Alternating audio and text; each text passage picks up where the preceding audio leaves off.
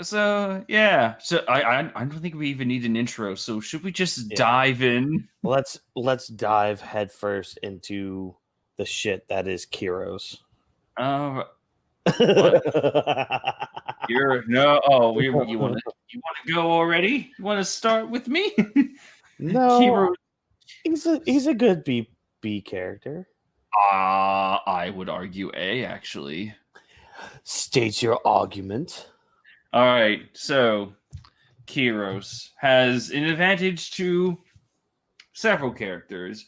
I said it a few times before, but we get to see this man's life and how this bratty ass nobody kid, this brute among teenagers, rose to the ranks, found a way to redeem himself. He found love, he found happiness, he found a family, and it just happened to be royalty. Everything was going great for him. However, the sins of his past still burdened him.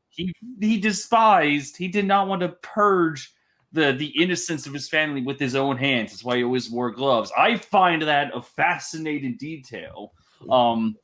It's a little blatant, like obvious symbolism, but seeing the utter contempt and sadness in his eyes, like when he looks on his daughter, it's like, this is the happiest thing that's ever happened to me, but I can't touch her with my with my stained hands. It's like, oh, that's pretty cool. I like that character detail.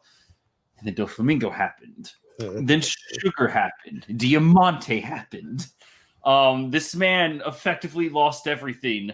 And much like in the Amazon original show, The Boys, he just becomes like this renegade, a guy that's essentially nothing, and he's trying to take down the superpowers.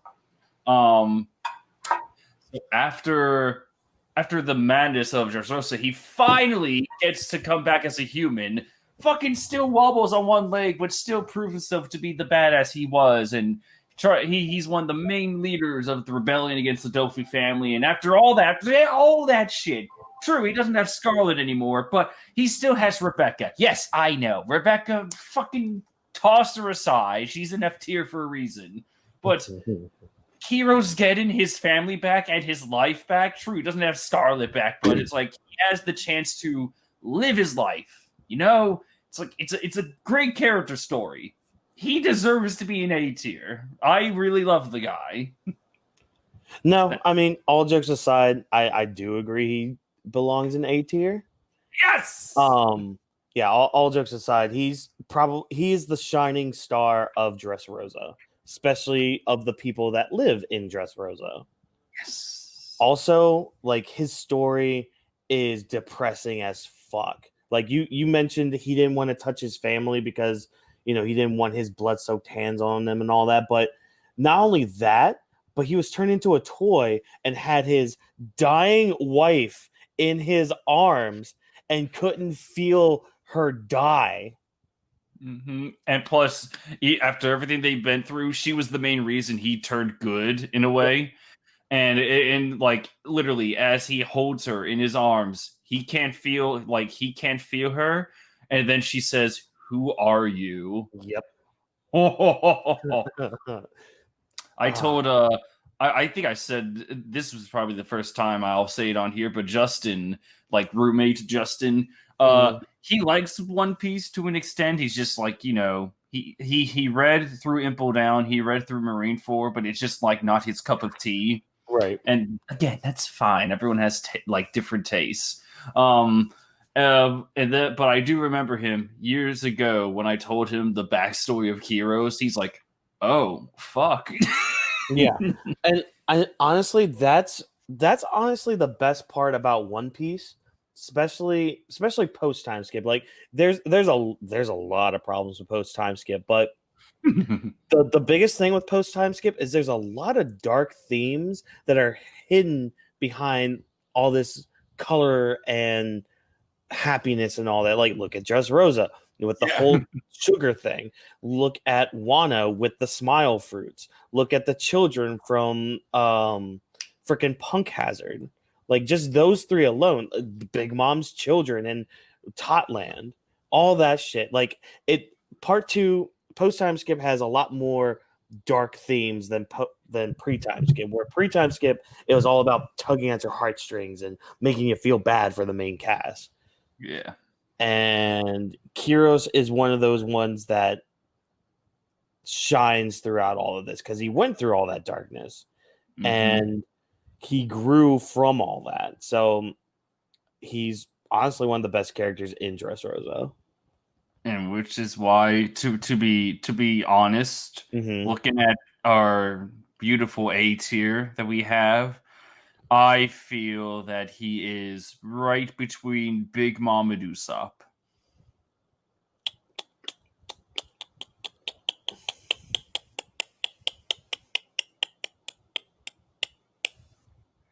Okay. Yeah.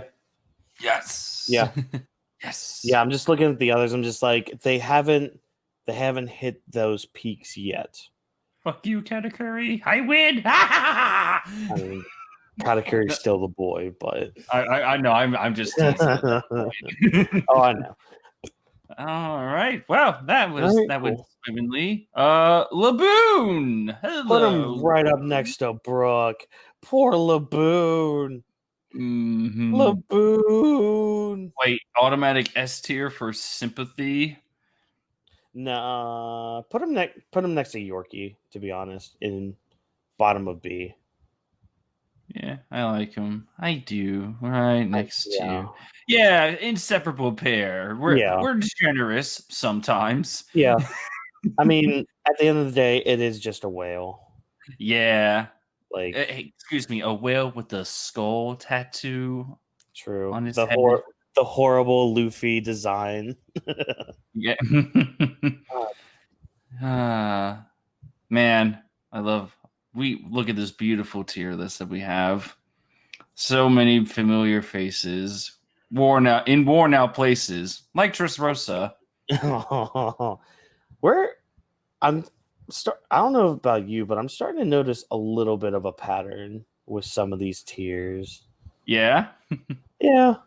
I mean, nothing bad. It's just how so? There's a lot of things pre-time skip that are in like the higher echelons of this tier list. And then post time skip is just like, yeah, we're here. Well, I mean, unfortunately, pre-time skip characters, had more kind of like a focus on them. Yeah. Post-time skip with the Yonko crews, we're just cluttered with them. So it's really hard to find the gems in that bunch.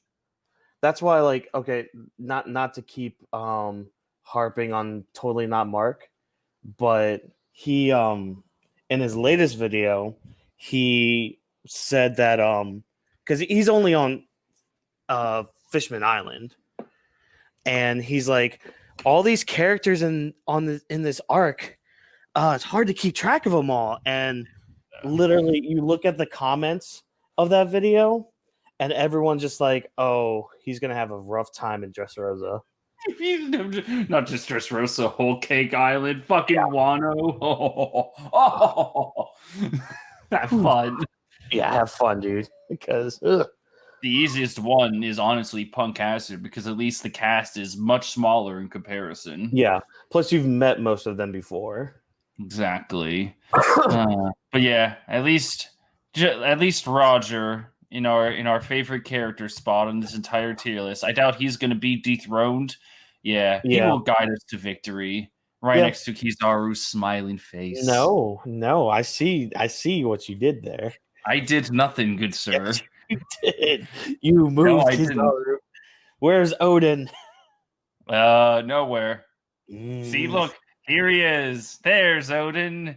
He grew up to be like he grew up to be his favorite person, Whitebeard. Yeah, he lived. He survived the bullet wound. Yeah. He survived the bullet wound. Where'd you put Odin? I see. Look right here. No, that's Garp. He's right here. That's really well. If you can't easily find Odin in this collection of characters, then are you truly a fan of him? Well, now I have to look. Let's see.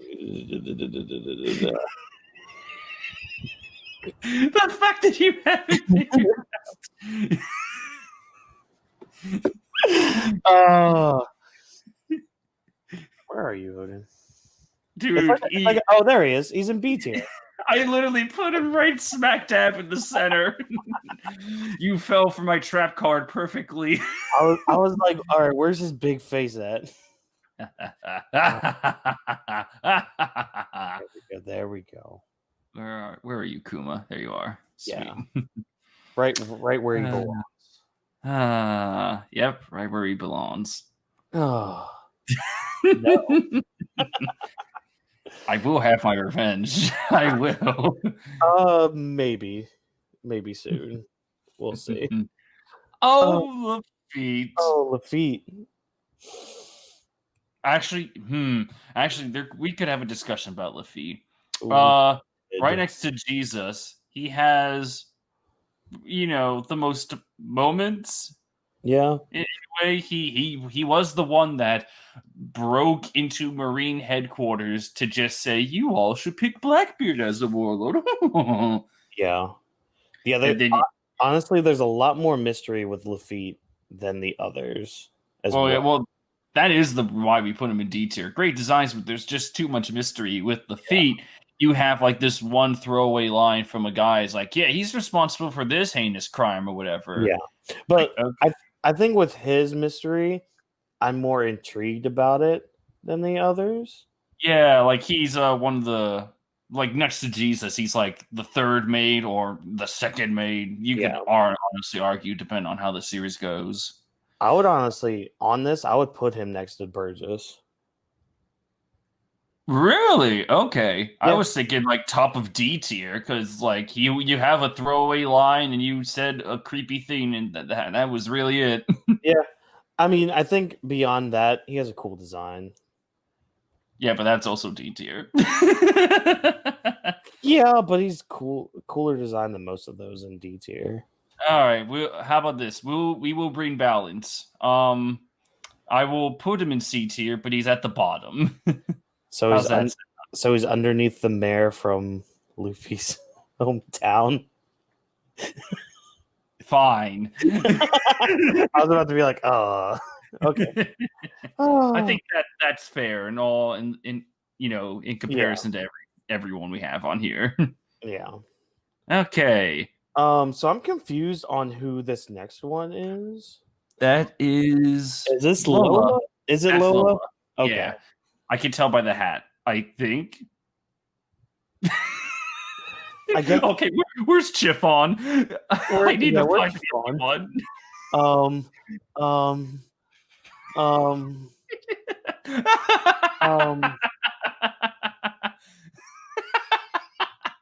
Nothing's does not compute. I swear Chiffon's not in here. I'm gonna laugh. I'm not seeing Chiffon. Oh my god, Chiffon, or potentially Lola if we're terrible with that.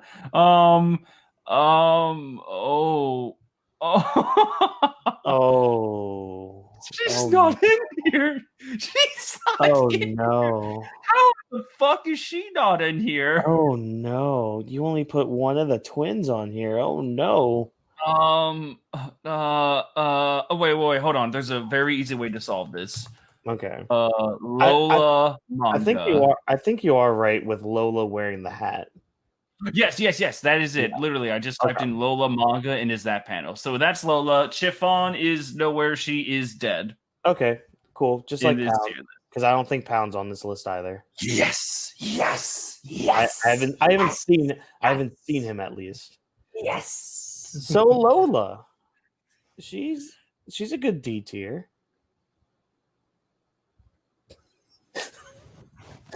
She's not Chiffon, Whawkins. She's not Chiffon. I would argue maybe lower C tier. The only reason is she was kind of she was Nami's friend in Thriller Bark. Mm-hmm. She had that obsession with Absalom. God only knows why. She is the one that introduces the very concept of Vivre cards. Like, she actually gives an explanation on what those could do. Mm-hmm. Oh wait, no. I don't know if she introduces them. I think she explains more of the mechanics Yeah, of them. she explains what they are. It's not just like a paper that points you in the direction. It's a life paper and all that shit. Yes, thank you. She is also the one that got everyone going like, oh, she's the daughter of Big Mom. Oh. Yeah. Back before it's like, oh my god, that's a big deal too. Oh, she's just one of 85 kids. She's really not that special. No. Especially when you find out the past of her with Big Mom. Yeah, she's not that special compared to the others. Yeah, I'm just one of 85 kids in the grand scheme, and like, oh, and she wants you dead. Yay! But Yay. I will give her points, bonus points, that she is the one that almost, well, not convinces, inspires Puddin to take her own path. Puddin. Yeah, I don't think she's D tier. I think she's a solid C. Yeah. Yeah. Okay. Okay. Yeah. Let me. You won my heart over with that. Yes. So let's see. Let's see. Fuck. I looked at Cracker and was like, is she a better character than Cracker? Ooh. That means she would be a better character than Bellamy. Good point. Is she a better character than Hodgridon? Potentially. Yeah, you know what? That actually does sound right. What, right above Hodgridon? Yeah, she contributed.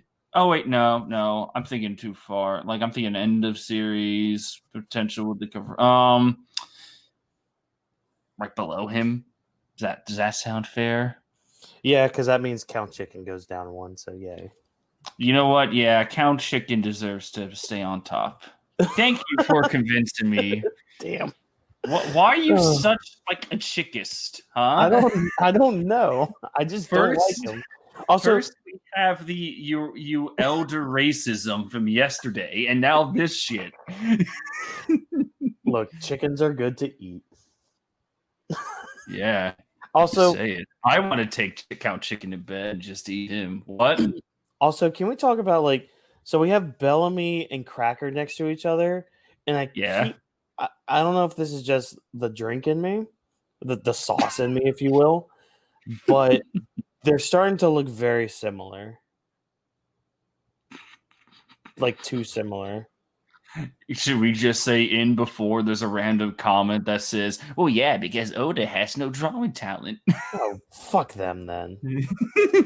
Probably the same people who think oh, did you see the art for not to date this video again, but the art for the Ace manga coming in the magazine? No. Yo, okay. I thought it was just like a novel. Well, it is, but the artist of Dr. Stone is drawing a manga version of it for the One Piece magazine. Look it up. Drew Dr. Stone. Yeah, look it up. Look it up on Twitter, dude. That's Boichi with just one eye, I believe. Boichi. Yes. Yeah, dude. I want to read Dr. Stone. Like I've never seen anything from it, but like it's on like my to-do list because I seen the guy's art. It's like, huh, that's intriguing. Definitely do it. It is a good read. It's fun. When you just think of it as a dumb, no, I guess not dumb, but when you think of it as just like a over-the-top science Stone World series, it's a lot of fun. Okay. Yeah, I think I found it actually.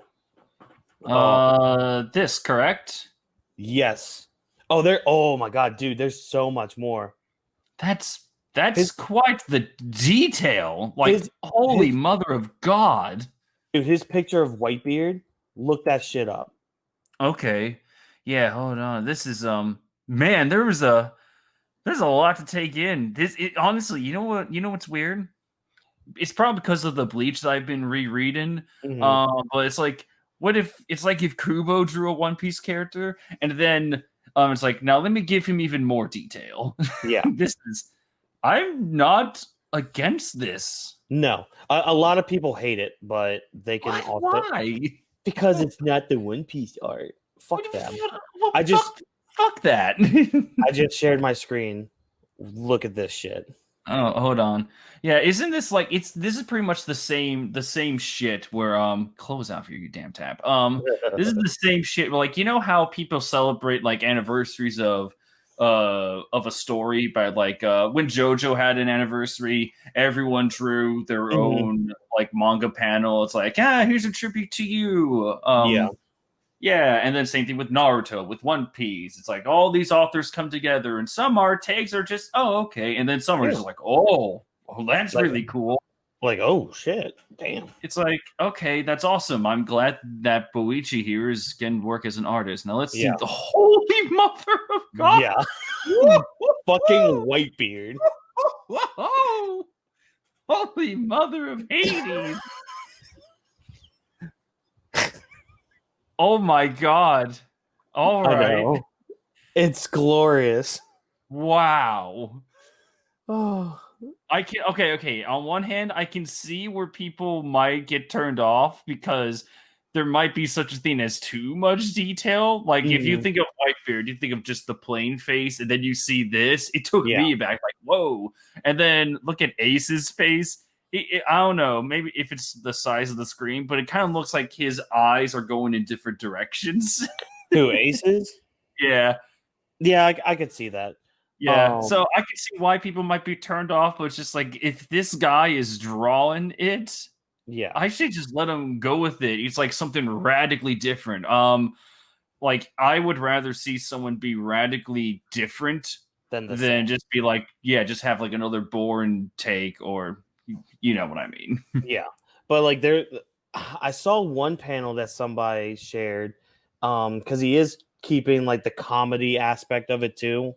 So it still kind of feels like One Piece, because he is very good at like the over the top exaggerations and all that. Oh my God, I can't wait to see that shit then. Yeah. Okay.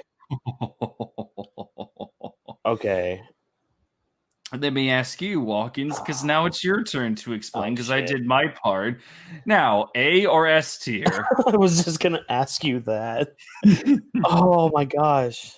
Let me get them up there. There's so many characters. I have to scroll up a lot now. All right, there we go. Okay, where do you see our boy? God. To be honest, if it wasn't for his backstory, he would be in B if it wasn't for his backstory. Exactly. Oh, I actually feel, just you saying that, I kind of feel comfortable with him in A tier. Not gonna lie. If I'm being honest, and I don't care if you hate me or not, I'm thinking top of A tier. Whoa. He has a lot of story significance going forward. There's a lot of death flags on him too. I don't know. Like, Law is one of my top 10 characters, so I have a very special place in my heart for him.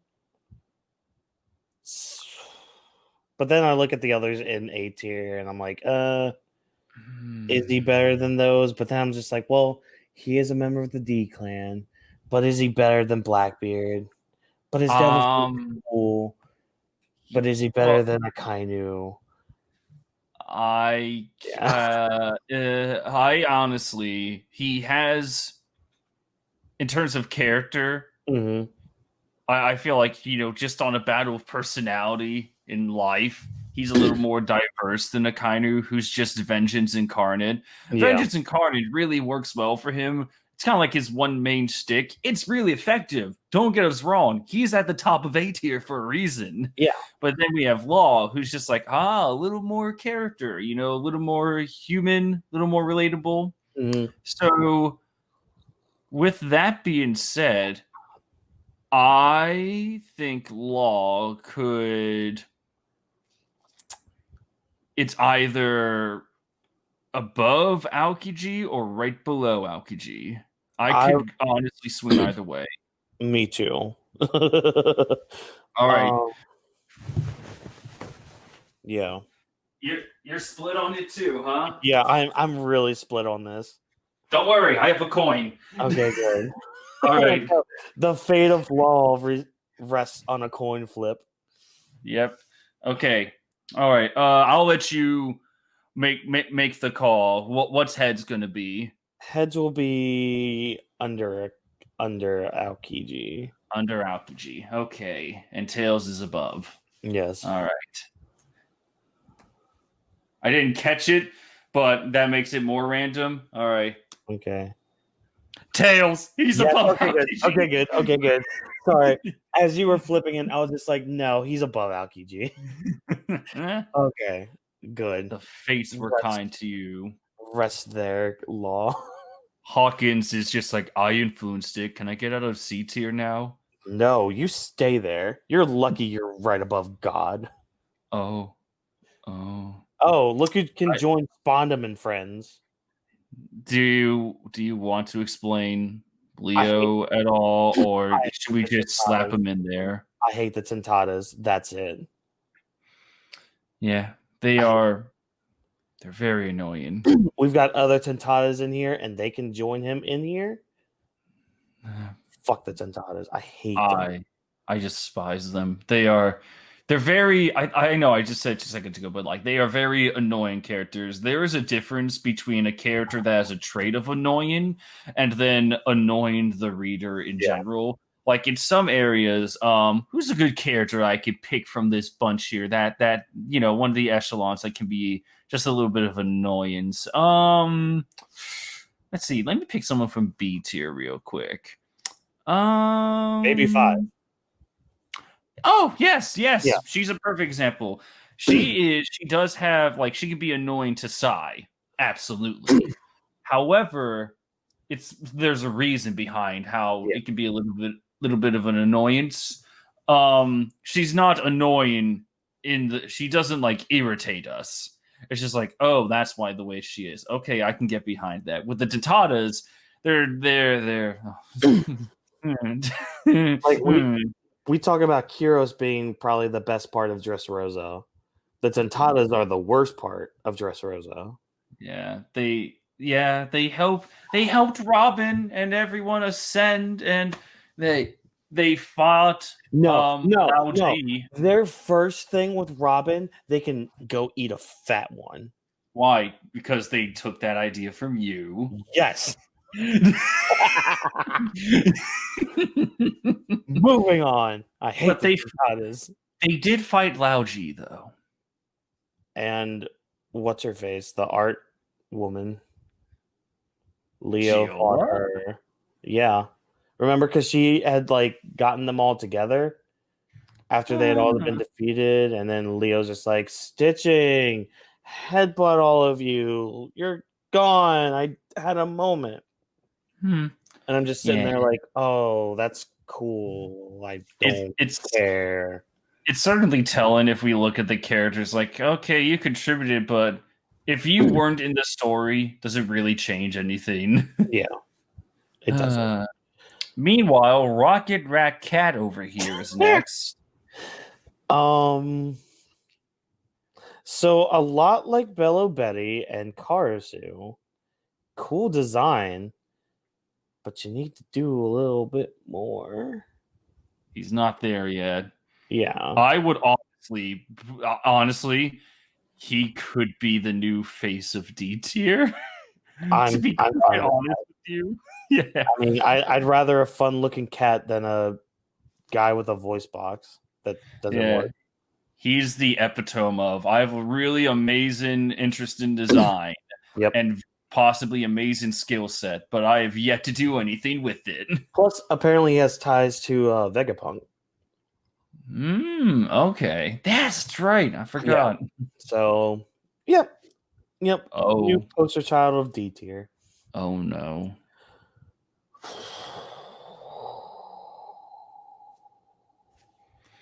Do you want me to say it, or do you want to make a case for him? Well, it depends on where you want to put him. CP9. as a whole, is an amazing threat to the Straw Hats. Truly, there's a reason why the Ginyu Force, for example, are recognized as an amazing group of villains. The Akatsuki, an amazing group of villains. The Espada, an amazing group of villains.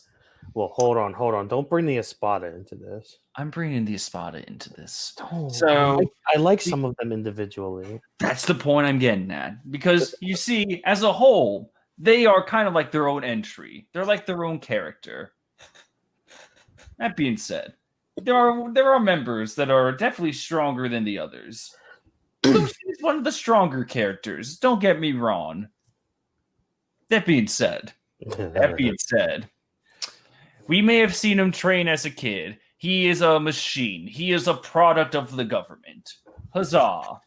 But much like a certain Vince Smoke child, what do we got? What do we have as a character? What is his goals aside from simping to the celestial dragons, losing all the self-respect? He essentially turned traitor to the government after Spandam's little wacky adventure at an East Lobby, and now he's just like serving high tail to the celestials. Like, oh, what happened to your dignity? To quote Gara, when have you forsaken yourselves? It's just, as a character by himself, he is more of he had the shock factor, and then he pretty much became a punk. He's the guy who's just like this is my dough fruit, and I am an excellent assassin. I shall be one of your toughest challenges, but look past that, and I'm just kind of a dick. So for everything that he did do to Luffy and the challenge he presented, and he is a fan favorite for a reason. Mm-hmm. I feel comfortable putting him either the very top of C tier or the absolute lowest of B tier. Ooh. So I can agree with B tier. I would let me tell you where I would place him first, and then I'll get to my reasoning. All right. I would put him under Suru in B tier. So like in the middle. Over Inuzuma. Fine, that makes sense. Because Lucci's character, I mean, what you said was spot on. So Lucci's character is basically the ideals of the world government personified. That's it. That is his character. Yes, he's strong, great. What character does he have? What is his character arc? Oh, he was raised as a child to be an assassin. That's it. He was brainwashed. Okay, that's pretty much it. Mm-hmm. So again, he's just he's under the Gorosei and under Suru for a reason, but I would say he's above the others that are in B tier because he is still that threat, and he is still that. Again, he's the ideals of the world government personified. Yep. Right in the middle of B tier is fine for you, Lucci. Go ahead in the hate comments. Go ahead and expose me. I don't care. Yeah, go ahead and you're in the comments. Type down below. Call us stupid.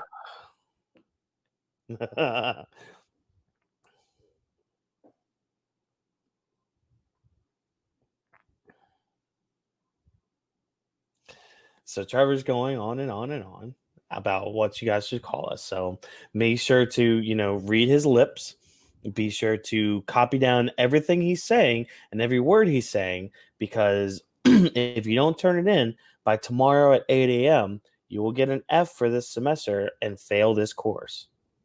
Fat cunt gobbler. So that go ahead and just call us that 30-second slur, and we know that you've made it this far in the video. If you have made it that far, hey, thank you so much for watching so far. It means a lot.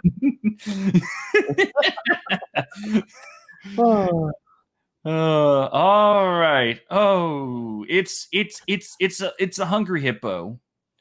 It's a hungry hippo. Yeah, hungry hippo. Oh, Shit, what's his name? Yeah, Lucky Roo. exactly. That's the problem with them. No, it's Lucky Roo. That's his name. Yay, good for him. He has a name. Oh, where do you want to put him? I really don't like. I like. Here's the thing with Shank's crew. There's Mhm. Ben Beckman, and then there's Yasop, and And then then there's Lucky Roo. yeah, and then there's this guy and Yeah. others, and uh, Now, I will defend Lucky Roo for one because I think he should be the poster boy for D tier. you know what? That was much more generous than I was gonna say. Yeah. But my big thing with him, because I do like his design, because there's not a lot of fat pirates out there. So Blackbeard, first of all, well, besides Blackbeard, you know what I mean. Big Mom. But also during the flashback with Luffy and Shanks and all that, he's the one that holds that gun to the guy's head. And when Shanks is just like, if you're gonna point that gun, are you gonna use it?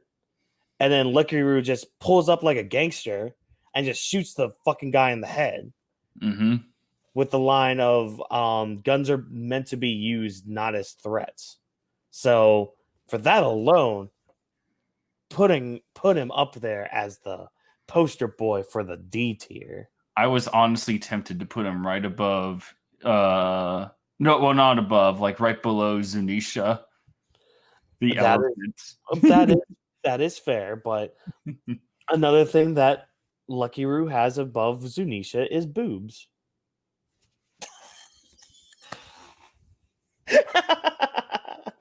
You know what? Fine, fucking fine. Have your boobs. It only just makes me like.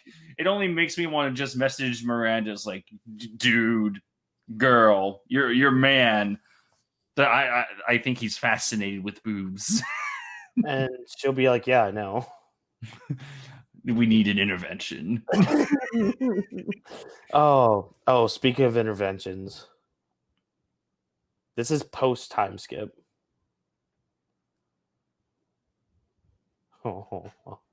Post time skip Luffy. Get in there.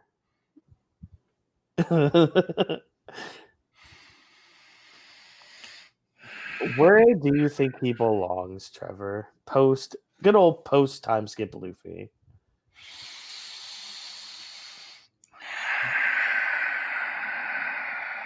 The main character of One Piece after the 2 years.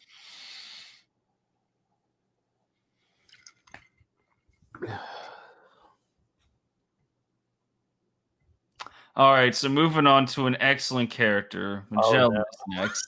Wait, hold on. Yeah, Wait. Magellan. Yeah, Magellan. I think he's no, hold on. ever. What? So all right.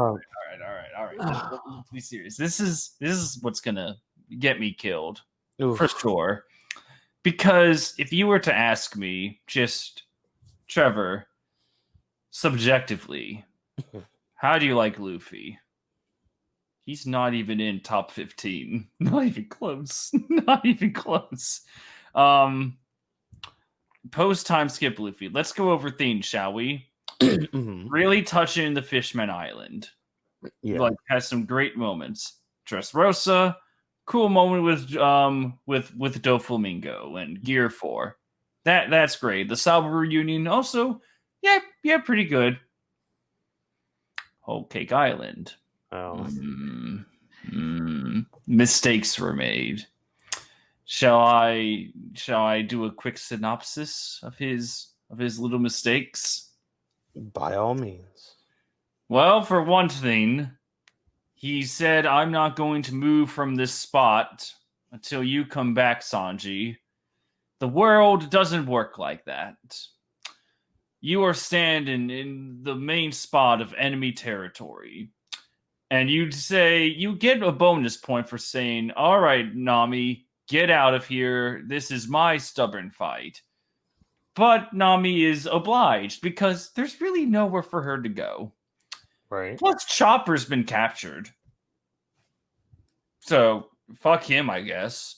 And then you have the book prison, and then when Luffy gets out, the first thing he does is charge through the castle recklessly, I might add, just causing a scene.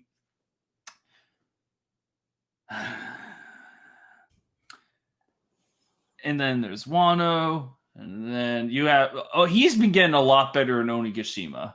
Like he is acting like at the end of Whole Cake Island and with Onigashima, you see moments where he is finally acting like the captain he should be. If we're nearing the end of the story, I want to see a more mature Luffy. Like Zoro said it adequately in Punk Hazard. Stop being a kid. Get serious.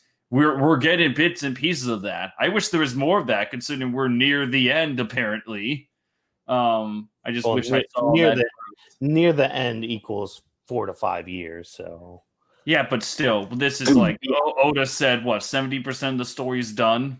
Pretty much. Wish I saw just a bit more growth from the guy. Now, here's the thing: the moments I mentioned, aside from Whole Cake Island, the moments I mentioned are nice moments. You know. Yeah. Oh, I forgot to mention his little bond and experience with Shirahoshi. That was cute. Mm-hmm. And the rest of the princesses in his harem.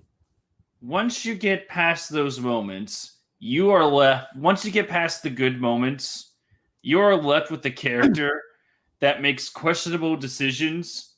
That honestly, I'm gonna get crucified. Yeah, you are. I think Luffy's boring. I think he is a boring character. He has his moments. Don't get me wrong. He has his moments, like I just mentioned.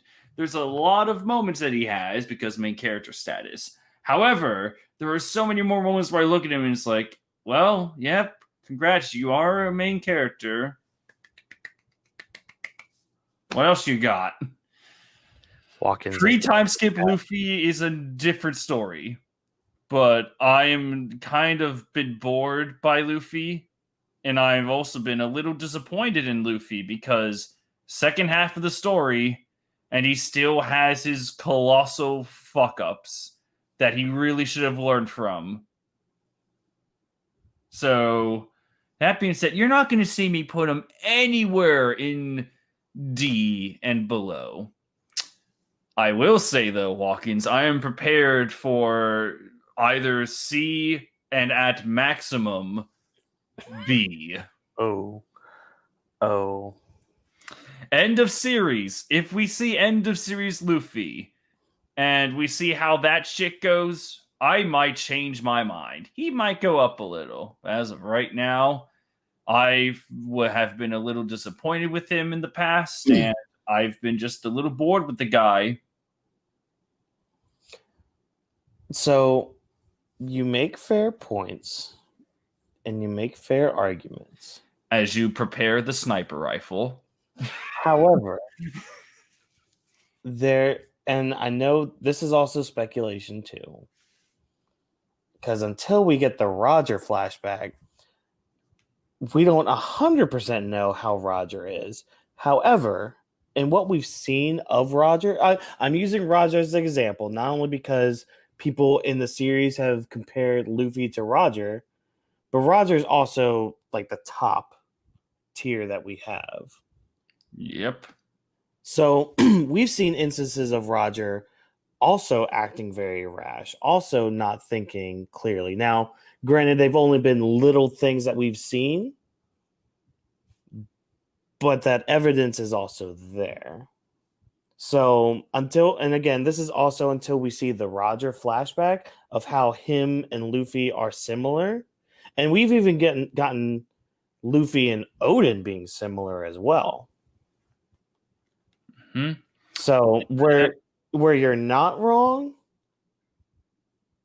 because I do understand like the points of, why did he just announce that he was just going to stay there at Whole Cake Island? Why isn't he growing up?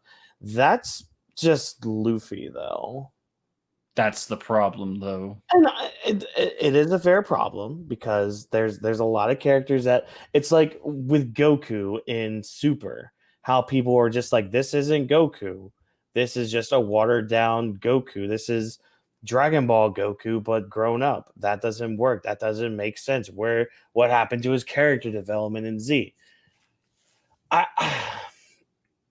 So because I would, if it was me doing this list, just me, post time skip Luffy would be bottom of A. And you actually said something that kind of helps me a little, where he takes after Roger and Odin. Yeah. It isn't it just maybe just it's a pet peeve of mine where if the main character is constantly compared to another better character, Right. is it really helping the argument for your own character? Because I think the only defense would be like, well, Luffy's more like a vessel of Roger. We're seeing the spirit of Roger live on through Luffy. And to that I say, it's like, oh, so who is Luffy then? You know? It's like, is he just this blank slate of a character? Is he really just going to be like this Goku clone that everyone keeps calling him? Like, and see that's why with like comparing Luffy to like Roger or Odin, I try to use the word similar rather than something like vessel. Because, like you said, saying something like vessel makes them a blank slate of a character. There's just a copy of what happened beforehand. I think it's. I just found pre-time skip Luffy to be a much more interesting, more developed, more just like more interested and better character. One with more emotion than either carefree attitude or anger. Yeah. And I mean, we'll get to pre-time skip Luffy here in a little bit because I know that one's here too. So how about, because you were saying C, maybe B? Balance it out by going with B. Honestly,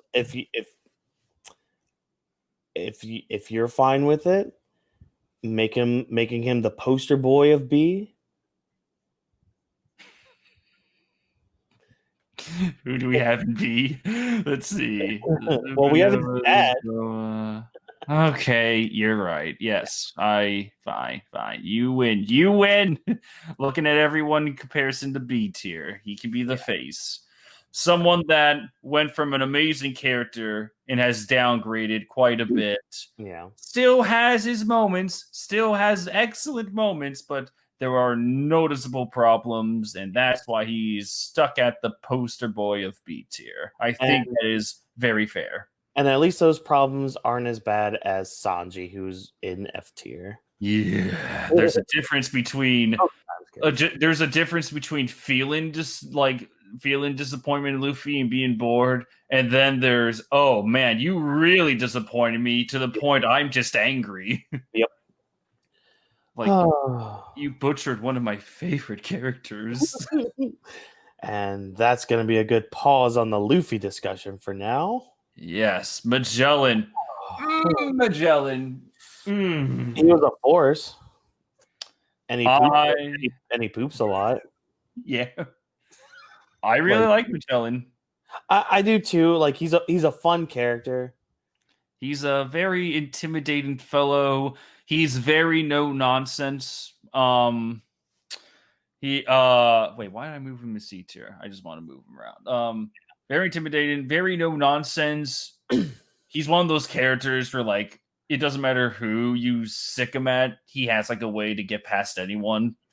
Like, there's like, oh yeah, I can believe that he's the Warden of Impo Down. Now Vice Warden, but also he's one of the few opponents Luffy didn't actually beat in a fight. He never beat him. Yeah. Like he could only stall. Yeah. He got the moral victory from escaping Impel Down, Right. But he didn't, physically beat Magellan. Magellan has a no-loss record, even against Blackbeard. Yeah. He technically beat Blackbeard. He beat the Blackbeard Pirates in a single move. He didn't waste any time. Yeah. He's very competent as a character. I honestly, who do we have? I could see him as maybe low B or poster boy of C, because we have feats and a couple character traits, but that's really it. I would, if we put him in C, I would put him under Kid, to be honest. You know what? Yeah, that's fair. Because at least Kid has something more to do in the story. Yes, end of series potential. Yeah. And I mean, yeah, you have Ben Beckman and Yasop and those people up there, but Magellan's cooler than them. I will say that. Yes. Oh, look, another Sponderman friend. Get in there. Wait a sec. Is that Mint Princess Moon Sherry? Yes. So Sponderman friends right next to She helped. She at least contributed by saying that her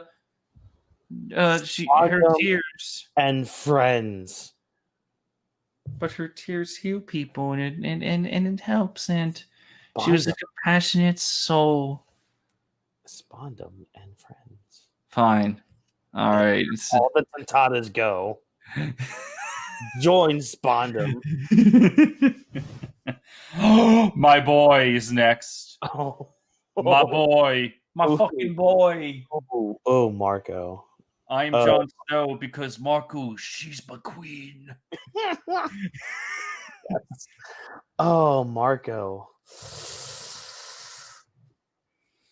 This is another one of those situations where if it was not for the Odin flashback with that little bounce we got with Kid Marco and showing how devoted he is, especially after the time skip, he would probably be in like maybe a C tier, but I definitely think we can make an argument for B tier. I think he belongs in the poster boy position of B tier.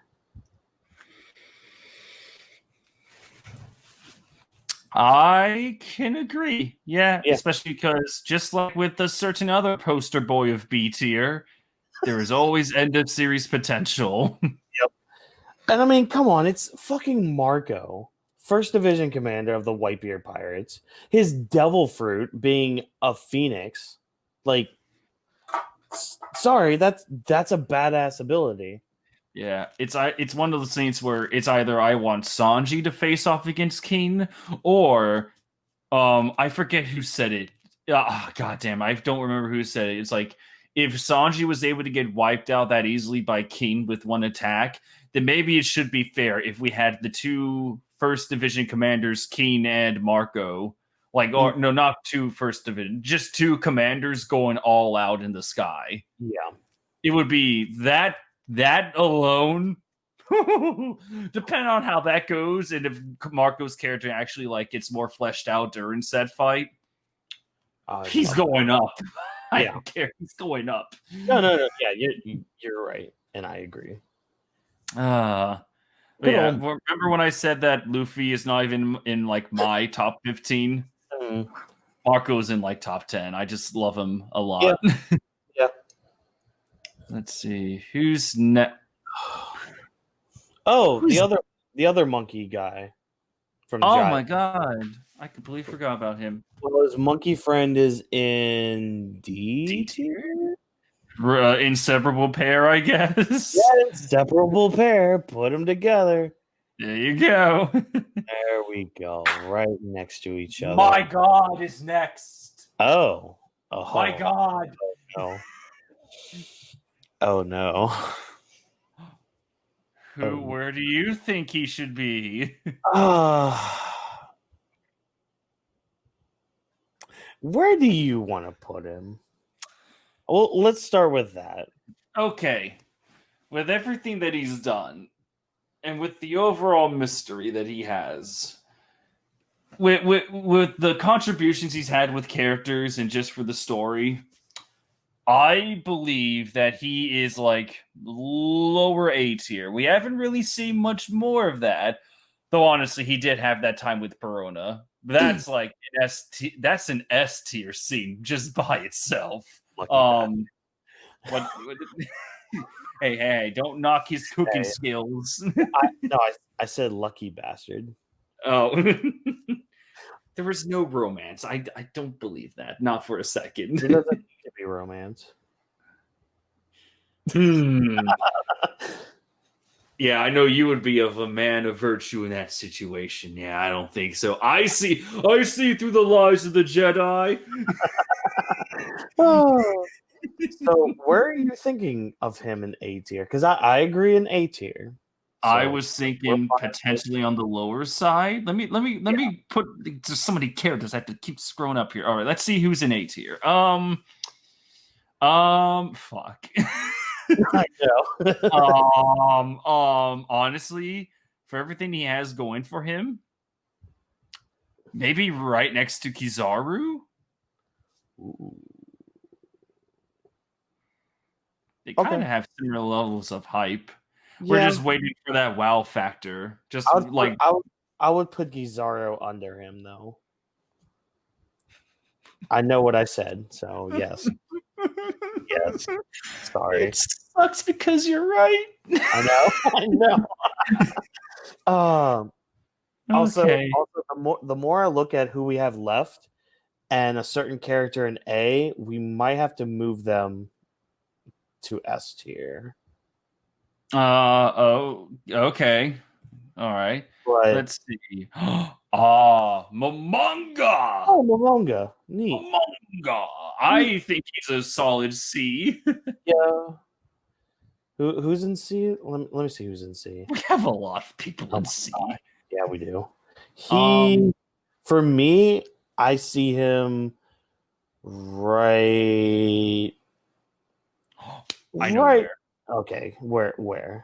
Sorry to interrupt you. No, I'm you're fine. Right between Vista and Weevil. Oh, okay. That's a little lower than I was having him, but that actually looks fine. Where were you putting him? I was putting him under Perona. Under Perona. I don't see him better than Whawkins yet. Because then I looked at it, I was like, wait, there's Whawkins, God, Wiper, Donsai. Yeah, no. So yeah, between Weevil and Vista. The manga has a few cool moments, like Marineford, he tried to stop Luffy. There's the whole thing with Hancock, that whole bit on the ship and Impel Down, at least the start of Impel Down. He's a cool dude.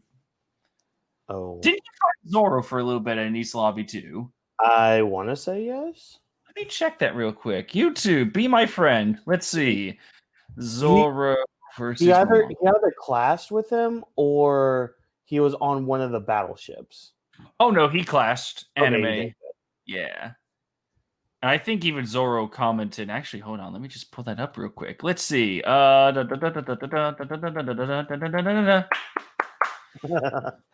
with Momonga. I won't you do as you please on this ship. Roanoa Zoro. Oh, this is post time skip. Post what? In the anime? Yeah. When? It might be filler. Oh, well. God damn it. But according to the filler, which everyone praises that's fine, Momonga technically can stand up to Zoro for a little bit. Great. Cool. Yay, Momonga. Oh, hello. Oh. F. Oh, Mo. Wait, F? You know what? That is too harsh. All right, so on to Nami. Oh, what?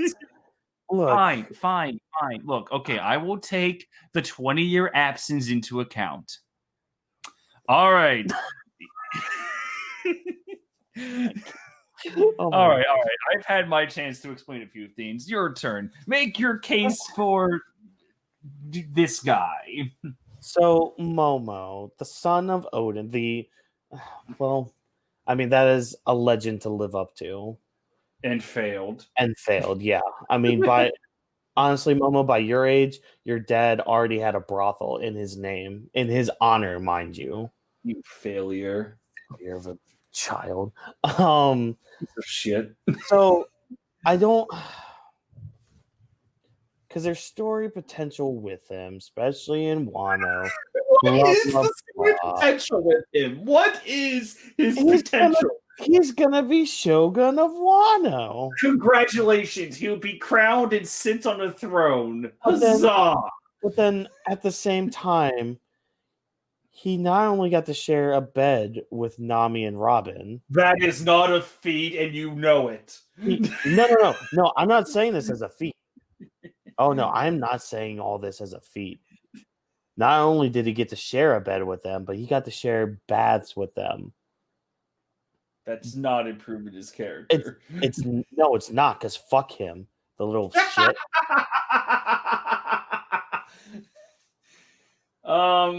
Honestly, like honestly, for me, bottom of C. Okay, fine, that's fair. Because I mean, Yeah. I look at the D tiers as just like you want more from most of these people, but they're also just kind of there. And he's not as much of a disappointment as Well, an F. I'm very disappointed in him. Like, I really wasn't expecting much, but with the moments we do get, like, I do like the fact that against on death's door when he was about to be executed, he at least cried out his name. Good for you, Momo. Brownie points. Huzzah! Because that when you think about, you read the oh shit, what's it called? Oh, what's that story that you always read in English class about the witches? The Crucible. Oh, yes. Remember how they kept trying to get him to sign his name on the document and be like, if you admit that you're a witch, we'll let you go. And he was like, I'm not going to admit to something that I am not. Mm-hmm. That's very similar to what Momo did.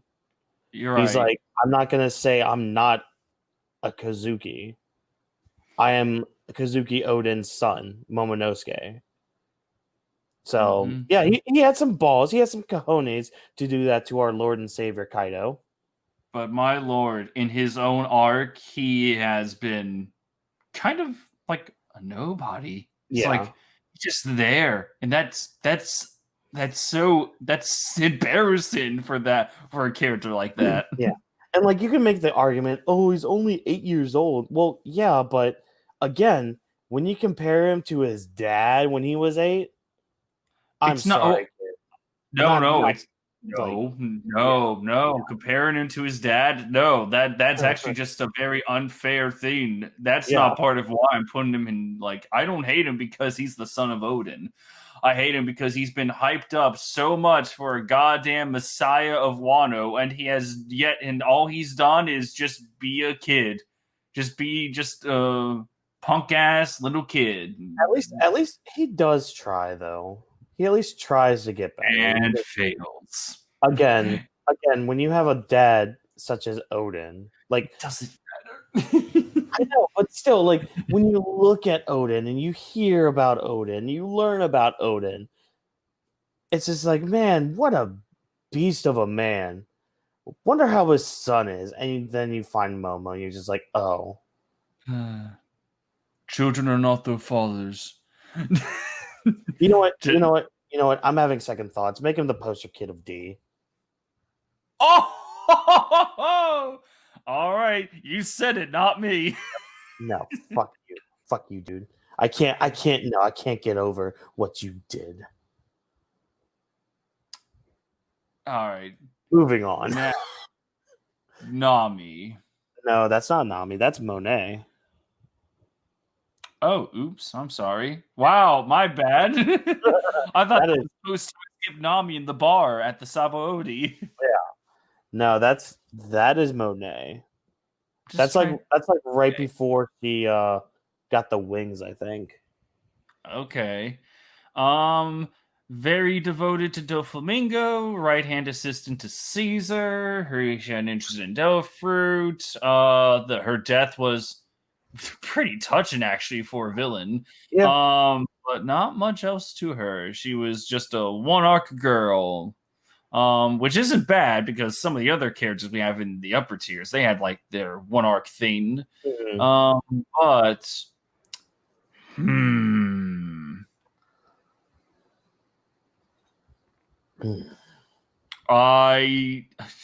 here's the thing. No. I see her as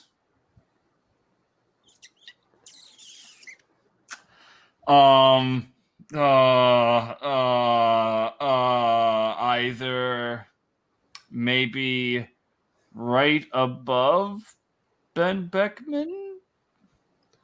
Oh, you're putting her that high? Oh wait, no, because I saw Hawkins and I saw Kuro and I'm like, Oh, you're putting her in C tier. Ooh. Maybe. Oh, are you putting her in D tier? I was gonna put her right underneath Smoothie. Really? Again, to clarify for those watching, if you've watched this far into our tier list, Punk Hazard is a fever dream for me, so I don't remember much of it. So anything you say about Punk Hazard, I'll be like, yeah, sure. She definitely contributed more than fucking Smoothie. She contributed more than everyone in D tier so far. We have an ancient weapon in D tier. So, who knows? By the time we're done, Shirahoshi might just cry and bring in the whales, only to be mercilessly destroyed by a Kainu or some shit. All right, fine. I will compromise. I'm thinking she can go under Shiryu in C. Where are you, Shiryu? Oh, yeah. You know what? That is fair. Yeah. Especially because that means that she is above Stussy, and I'm for that. Yeah, not gonna lie, Stussy is kind of overrated. She's just she betrayed. Yeah. Woo! She's part of Aegis Zero. Ooh. I feel like Jack Sparrow, and it's just like, to resurrect the pearl, we need 2 goats. I need you to get a necromancer, and we need a guy doing this. Yep. And it's like, I know a guy. Or Gibbs like, I know a guy, and Jack's like, I can do this. Big news, Morgan. Oh, that's S tier right there. Him in S tier. The best hype man in the whole series. I am honestly tempted to do it just for the meme of S tier. To be honest, I see him for what we got. My lord, does he stand out? Oh yeah. In terms of contributions, though, he doesn't really contribute. It's more like he's talking. He's kind of like what's the word? He runs the newspaper.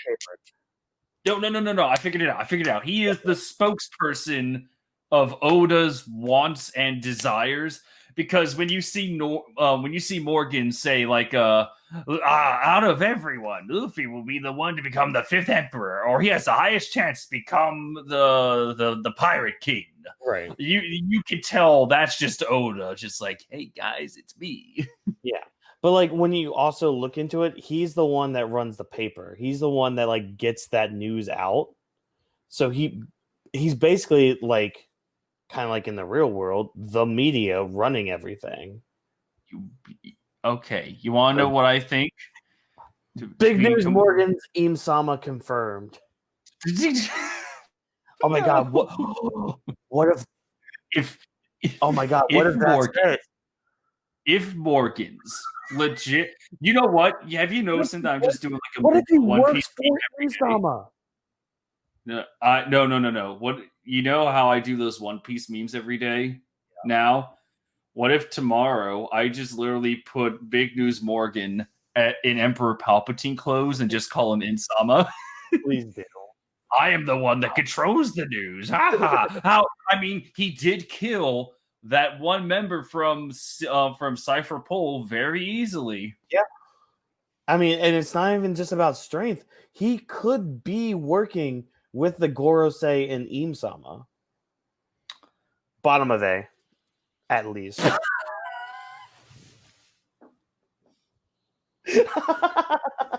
No. No. I honestly, for in all seriousness, in terms of contributions, I see him, and because he hasn't really done anything disappointing yet, I see him right above Oven.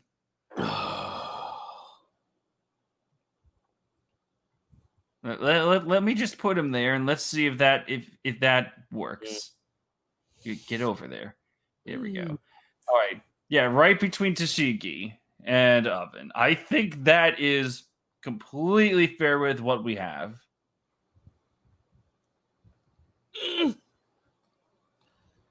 Okay, you know what? Fine. Here. That's as far as I'm willing to go because these two are the hype men. They are. I just looked at what's his name? What's the guy's name again? I forgot his name.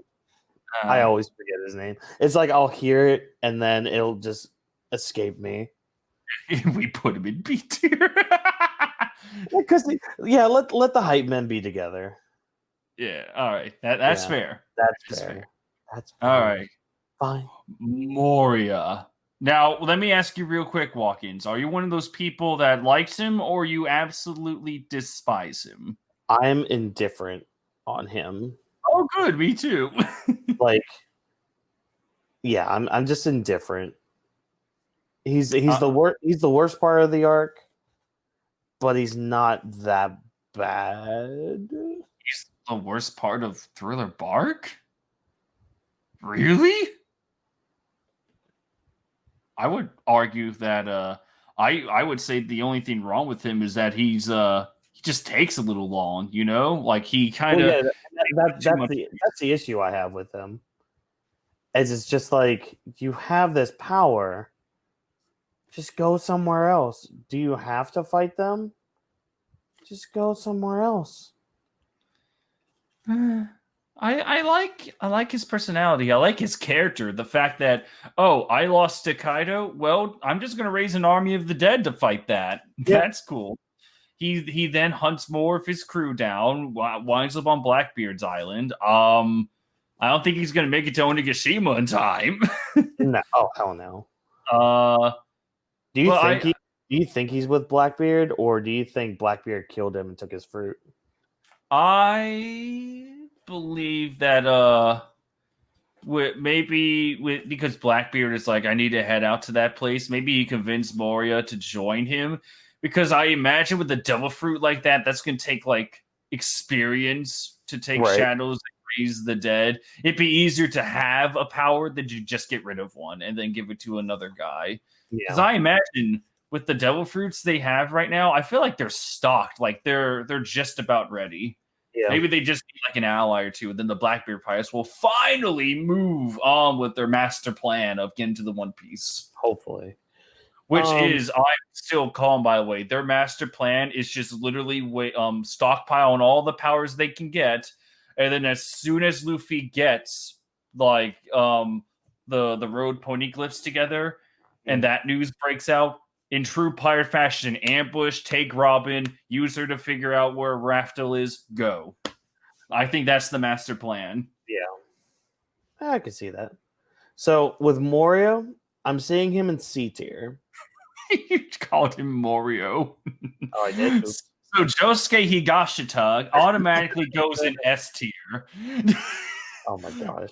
Dude, imagine if Josuke was in One Piece. How fucking broken would that be? It would be amazing. He would be an S tier character. I need to rewatch part 4 because I feel like in hindsight it might be my favorite part until I get to part 7. But... Yes. But no, like legit. Josuke is my favorite Joestar, and part 4 is like my second favorite part. It's Josuke is just S tier. He's S tier for me. I just like how everything in part 4, not to go on a JoJo tangent, but No, I like please do. I like how part 4, because you go from part 3 to Dio and this crazy over the top like world ending shit. Well, quote unquote world ending shit. And then Right. you just go to part 4 and it's just in this town and you just stay in the town and it's all about the town. It's all about the people in it. I don't know. Yeah. I like that kind of small feel. And I think that's why I'm liking part 6 right now. Very Because nice. right now we're just in an enclosed space with a few people here and there, but it's very like down to earth. And Yeah, plus Jolene's string power I actually really fuck with. yes. I think Araki even said part 4 was his favorite. Like he really loved Raiden part 4. Well, you can tell because like he had such a drastic change just as in his art style. Yeah, like every part is a new genre to tackle because you got part 1, like the classic man versus monster thing. Part 2, kind of like the typical shonen adventure trope.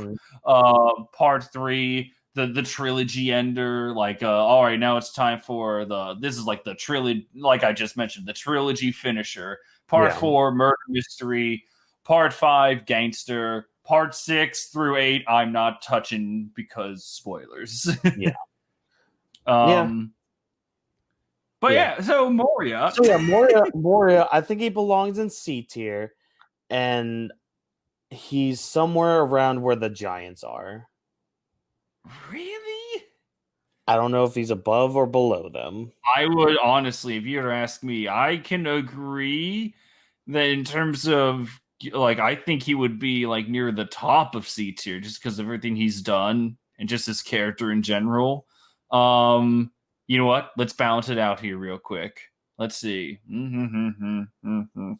Actually, no. Yeah, when I look at that top row of C tier, I can see him right under Magellan.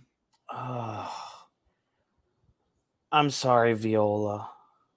I'm sorry. I'm not. I'm not sorry. I'm sorry. Don't be. Let the hate flow through you. Oh. Yes, I Viola. can feel your anger. Viola. It gives you power. Makes you focused. Now, strike me down, Whawkins. Wait. Hold on. 1 sec. What's up? All right.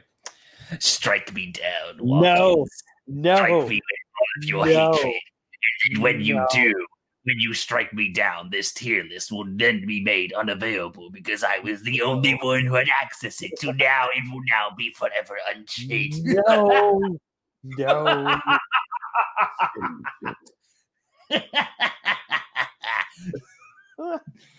Oh. God damn it. Also, okay, so I'm gonna make an amendment here because so our list of characters we need to go through is shrinking. Huzzah! So now I'm noticing the ones. So remember how I guess in part 1 of this video series, or just in the first 4 hours, I had said, "Hey, it looks like all the Straw Hats are pre and post time skip." Doesn't look like it. Is that the case? Looks like the only ones that are Luffy, Zoro, and Sanji. Oh, good. All right. So I want to make an amendment. I want to put Robin in S tier. Since it's Robin, since it's complete Robin.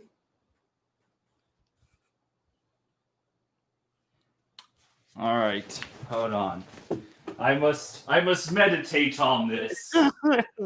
Well, Trevor meditates on this. Everyone in the comments. Let him know that that Buggy will one day defeat Kizaru and kill him. Was that, you piece of shit? What blasphemy are you telling our lovely subscribers to do? I'm telling them the gospel of Lord Kaido. Yeah, Lord Bullshit. Kaido. I apologize. I don't mean it is your first Trevor Tiger video. You don't have to be a subscriber. That's your own choice. I didn't mean to assume. That's my apology there. Everyone make your own choice about who you subscribe to. But don't tell our watchers what to do.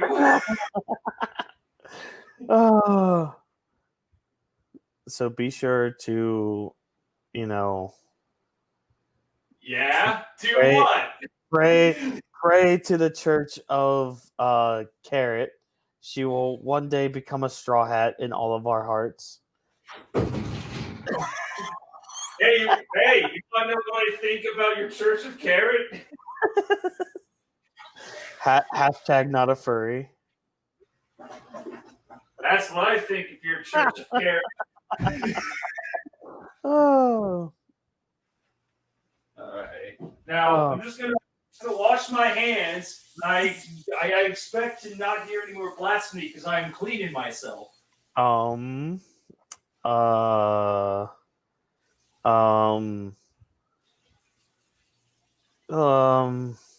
right, it's too late. I'm good. Mihawk is. You say it. I can't. I will throw this quarter at you. It's Mihawk. I can't say anything bad about Mihawk. All right. You know what? I did meditate on that. If it's truly complete Robin, especially with potential with the whole Jinbei romance thing going on and her what she's going to do for the end of the series, belch. Yeah, I can see her in the good old S tier. However, this is quite a jump for her. So I see her as someone until she will probably be one of the more important characters, but I think she deserves to be right with her potential hubby Jinbei. I don't see her much higher. I mean, I agree with you, not much higher. See, now I'm conflicted. You really think that Robin can deal being on top of Jinbei? Yeah, that's what I thought. No. I'm not talking about the Jinbei argument. There's the Vivi argument. Oh shit. Oh. Who is the better character? I'm more on Vivi's side, to be honest. Yeah. I mean, Robin has the backstory and the I want to live moment. Do you know what we just did? We essentially just reunited Baroque Works back together in the S tier. I mean, fine. Yeah. Anyways, fine. that was my thing. And then I guess, did you want to move Usopp? Because we only talked about post time skip, so pre-time skip was really cool. You know what? Actually, yeah, I do want to move him up because he had his pirate key moment in Alabasta. And the stuff in Water 7 just woo! True, he did have a major fuck up, but at least he apologized for it in true Usopp fashion. And okay, yeah. It made sense with the character. I think he deserves to be right next to Brooke.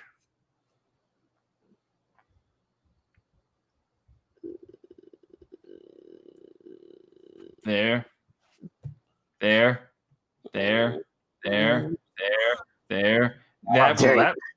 looks right. That looks perfect. No, fine. He can be next to Brooke. All right, so hey, no, put him back. How dare you? All right, well, with that caveat out of the way, I think that's fair. Yeah, no, it's fair. Actually, you know what? No, I think he's there. Yeah, I think Brooke is still just a bit better right now because Usopp has been, like we mentioned before, Usopp as of right now, he's kind of just taking a dip. We need him to do something to regain his honor like Zuko, whereas Brook has just been on this never-ending uphill climb since he started. I mean, if that's the case, he should probably switch with Jinbei then. Because Jinbei didn't back down from any Yonko. But the pre-time, but Usopp as a whole. Usopp as a whole. Jinbei as a whole. Usopp as a whole.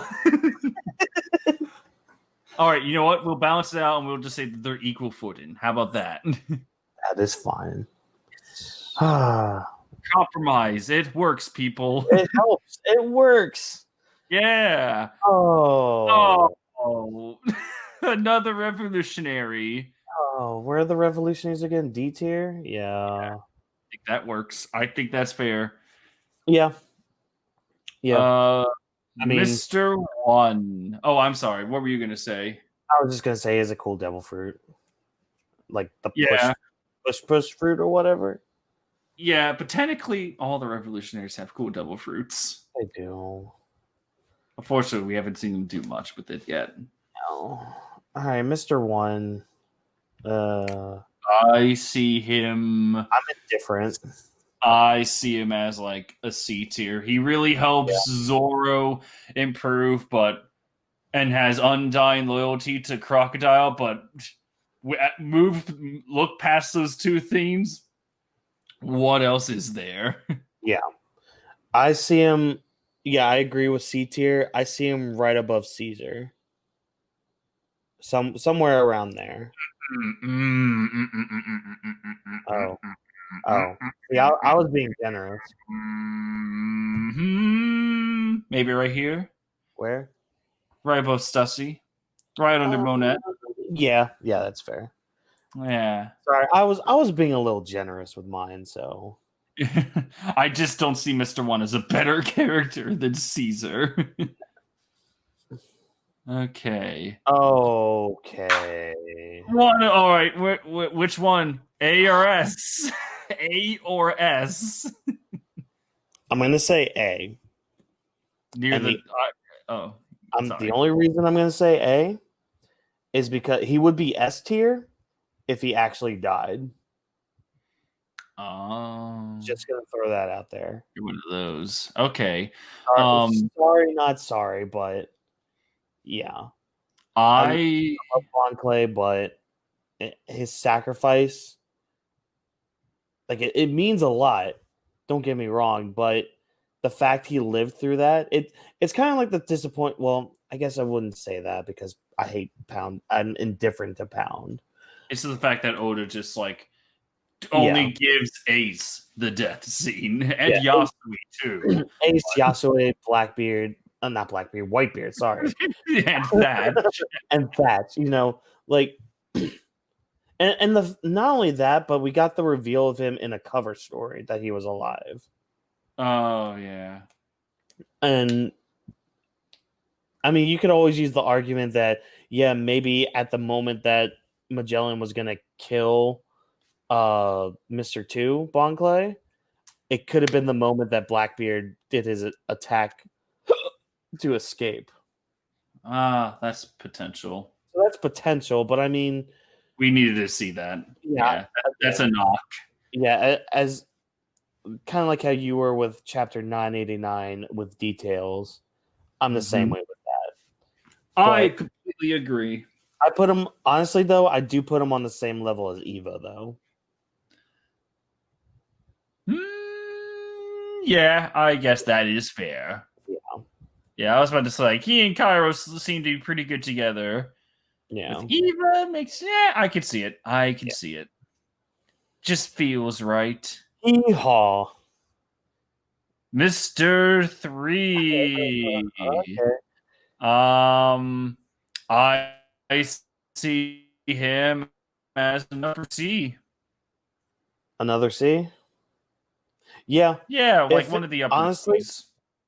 Yeah, if it wasn't for Impel Down, he would be in D territory. And if it wasn't for him joining Bucky's crew, then he would be like far lower. Like he would be low D territory. I see him right under Viola, I guess. Good. Yeah, that's fair. Yeah, with everything that he's done, the whole teamwork with Buggy thing, the candle wall of Luffy, he's done But some shit, but it's not like on the same level where it's like it'll move him past Viola's history and her own thing going on. At least not yet. he was the only one that could stop Magellan. Mm-hmm. So yeah. And Nell is to Magellan what Luffy is to Nell. Yeah. The next. Oh. Hold on. Can I take care of something first? Yeah, take care of something. All right, done. All right, so I just want to get the eyesore out of the way. Fuck you, Niji, you piece of shit. All right, so fine with that. Actually, you know what? I'm sorry. I did not mean to call you a piece of shit. That was undeserving. You whole shit. There we go. Much better. Now, let's talk about bitch here. Now, how would you like to deal with the Nami? So this is going to be Nami as a whole because I don't see pre-time skip Nami on here. Yeah. Nami, she gets better as the series goes on. But that's also not saying too much.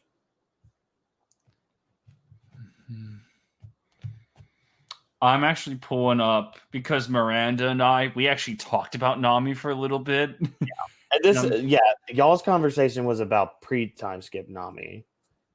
Yes. Post time skip, the most that Miranda's seen so far, she actually has been all right with Nami so far. Mm-hmm. Oh, perfect. I found it. Okay, do you want me to present the arguments that she made? Against Nami? Just Nami. Yeah, go ahead. There are 5 points listed. This is where I don't really like Nami, pre-time skip Nami all that much. She does improve in like near the end of part 1 and post time skip in like some areas. Just look at Whole Cake Island and Zoe and all that. Yeah. Number 1, she earns brownie points because her mom died. However, her attitude for survival has become an emotional hindrance. She tries to act nice, but always tries to get her way. She doesn't respect most of the crew, aside from possibly Robin, who is the better character. Fight me. 4, she is a coward, understandable in some areas, but with what she has for tools, she should be able to handle anything. Need I remind her battles in Water 7 and Alabasta? Release Sanji from his love debt, you harlot sandwich. And then Miranda said, I love these points so much. Let me tackle each one.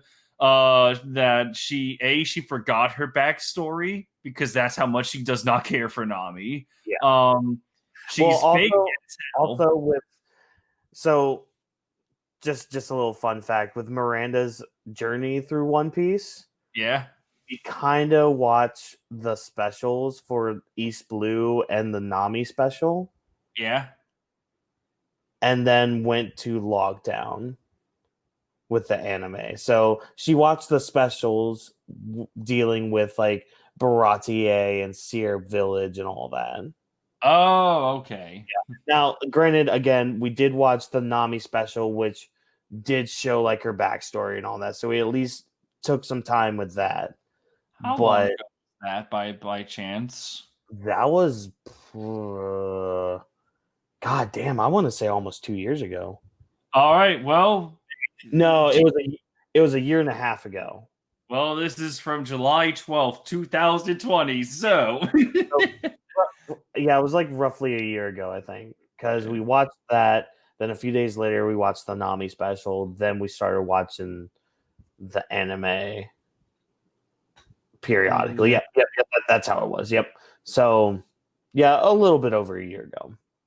And she then continues that she said, Nami fake as hell. Robin is queen and must be protected at all costs. She resents her because she makes females look so stupid. She's always scared and runs away. Oh my god. And 5, she doesn't deserve my baby boy Sanji. He is way too good for her. You can tell this was a pre-time skip discussion. Yep. But I mean, those points aside, she at least gets a little better post-time skip.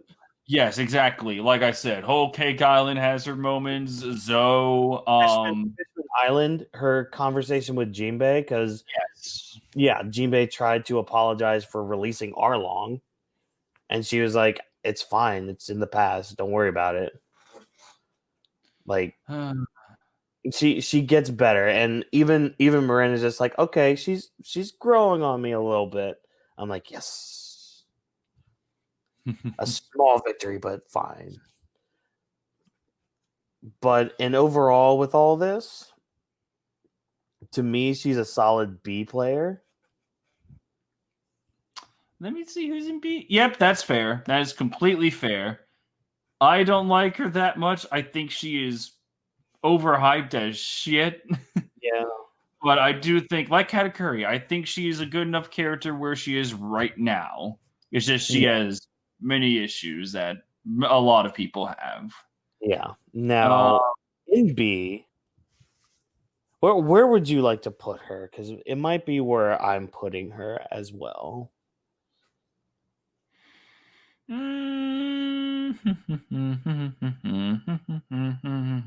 Maybe between Brule and Frankie?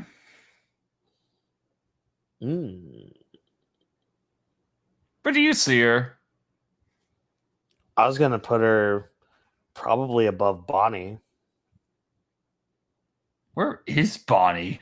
Right before Bonnie? right before the Gorosei. Oh! So like, yeah, underneath the two kings. King Riku, King Cobra, Black Maria. And the third We have super. Black Maria up there. Holy shit. Yeah. You fought hard for her. I will not lie. I think.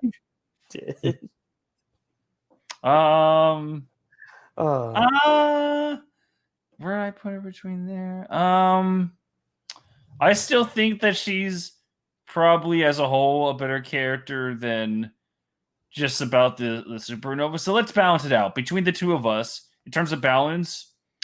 Let's have her above Apu and leave it at that for the sake of balance. Okay. That's fine. All right. Mad We're going to be killed for what we say about the Straw Hats. We might, but fuck off. This is our list. Well, we are trying to tackle both areas, like subjective and objective. So yeah, and it's between two people. So yeah, Cat Demon. Oh, you can go right next to Inu, your dog friend.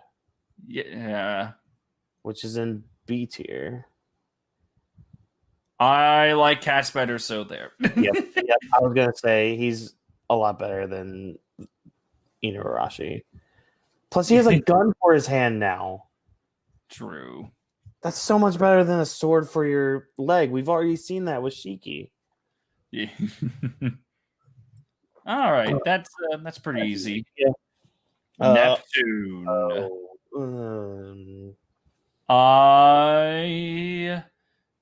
I like him. He's all right. He's not a bad character, mind you. Yeah. Not bad. But get out. I didn't mean to put you there. Didn't put you in spot. I like him. I don't think he's as impressive as Riku and Cobra. No. Out of the kings, he's no. I can see him as a C tier. Yeah. Solid C. Maybe with Dalton. Where are you, Dalton? Where are you? Oh, maybe. You know what? Yeah. Dalton. Yeah, I see him above Dalton. Okay. Yeah, just edges him out a little because we do have the Roger flashback, and we do have the interactions with at the Reverie. Right. Yeah. Okay. Well, enjoy your time there, Neptune. All right.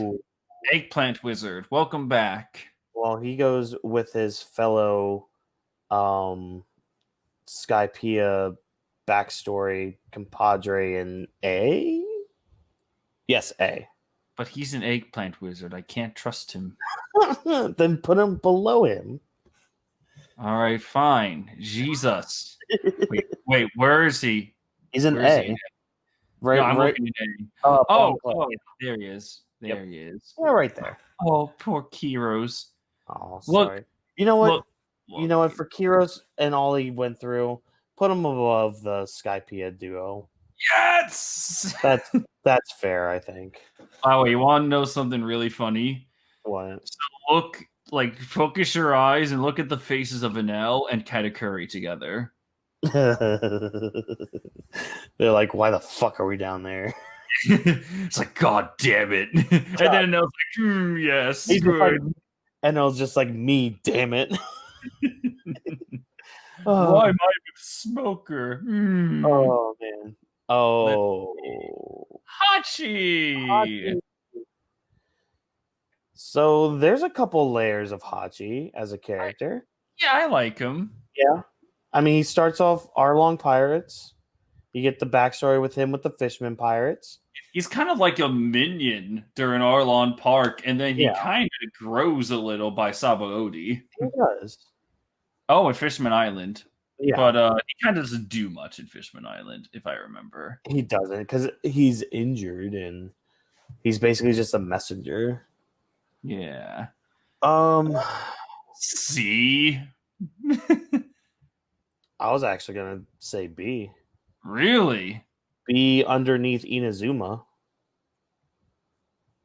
Get up there. Get up there. With Inazuma. Yeah, like underneath him. Oh, you know what? Yes, I can agree. After looking at everyone in B tier, yes, that is fine. That is completely fine. I think the thing that sticks out with me with him is the moment with Nami forgiving him. It stands out a lot. She's just like, out of all the Arlong pirates, you were the nicer one. Granted, that's basically saying, oh, you were the nicer one of my abusers, so I can forgive you. But you were the one that gave me a tray of cookies after you viciously beat me. Yeah. But I think it's just the fact of her forgiving him. And, I mean, he really is kind of innocent because you look at his interaction with Zoro in that arc, and it's just like, oh, he's just kind of an innocent idiot. All right. No. Though he does look out for Luffy during the Celestial Dragon incident. And he's only trying to do what he thinks is best, so... You're right. You convinced me. Right there, B. He's fine. Ors Jr. Yeah. Tried to save Ace. He didn't show up for much, but my God, he tanked some Warlord hits, and he had that really touching Wano flashback, and then was it confirmed that he died? Yeah, I'm pretty sure. And then he threw I think it was because he then threw the Moby Dick over the wall, I think. Yeah. Yeah, and then he died on the spot. Okay. It's like everything he did for Ace, and he's one of the better Whitebeard pirates. Yeah. I think he's like very solid B.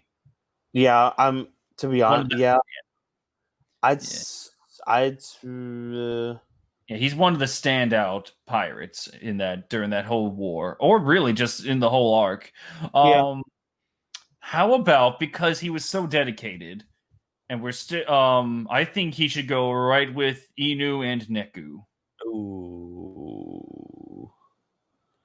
Oh wait, no, there is the Kings. How about honestly, I would put him under Carrot, but kind of on equal footing of Carrot. Okay. Because they both kind of had the same devotion.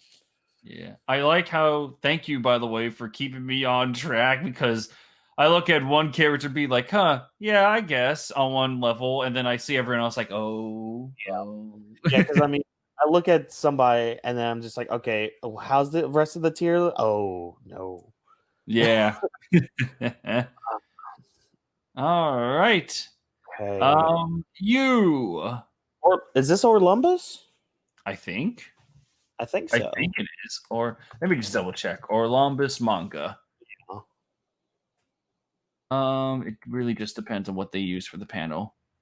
True. I think it is. It's a little hard to tell. Yeah. I think it is. Okay. Well, if it is Orlumbus. Oh shit. Oh. Yeah, sorry. What were you gonna say? Where do you think he should go? Hold on. My tier list went back a page. Oops. Oh shit, now I gotta edit everything. God damn it. I was gonna say right wherever Ideo is. I think that was in C. Was it C or D? Oh, there he is. C, right here.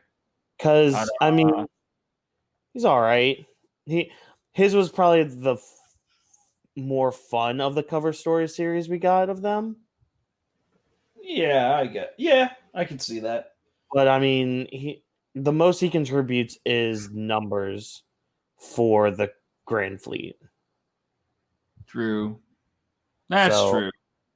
Yeah, right there with Ideo. Inseparable pair. Yeah. At least you guys are above Beppo. Yeah. All right. So our next character is Queen Otohime. All right. So our next character is this random guy. No. Now, in my opinion, I think that I'm sorry. Why are you interrupting? How could you put how? Why? Because she's incompetent. But what? She got sniped like a bitch. Oh my gosh. Oh my gosh. Oh. Oh my god. Okay. Okay. I think she is one of the better parts of Fishman Island. She goes right up there with Fisher Tiger in S tier. Yeah. Like I can agree. Her contributions, again, like we said in the other part video, however this is being cut up, she is the Martin Luther King to Fisher Tiger's Malcolm X in that arc. And yeah, again, she's the best part of the arc. Yeah. I actually don't. I'm not the biggest fan of I think I don't know if this is if this is bad memory, but I just remember her being just a little too preachy. That's the only knock I can think of against her. It was, but again, her message kind of speaks more to, at least for me, especially in not to be preachy, but in this day and age, her message kind of speaks a lot more now more than ever. I can see that. Yeah, she can. She belongs in that good old S tier with all these other legends. Yeah. All right, so I'm gonna move Kaido above Garp. You want to? What? I'm sorry. What? No, I didn't say anything. Don't look at the tier. Don't look at the tier list. Don't. I am looking at the tier list. You better put him back where he was. I see him. I saw him. What are you talking about? What are you talking about? Odin in B tier. Move him back, damn it.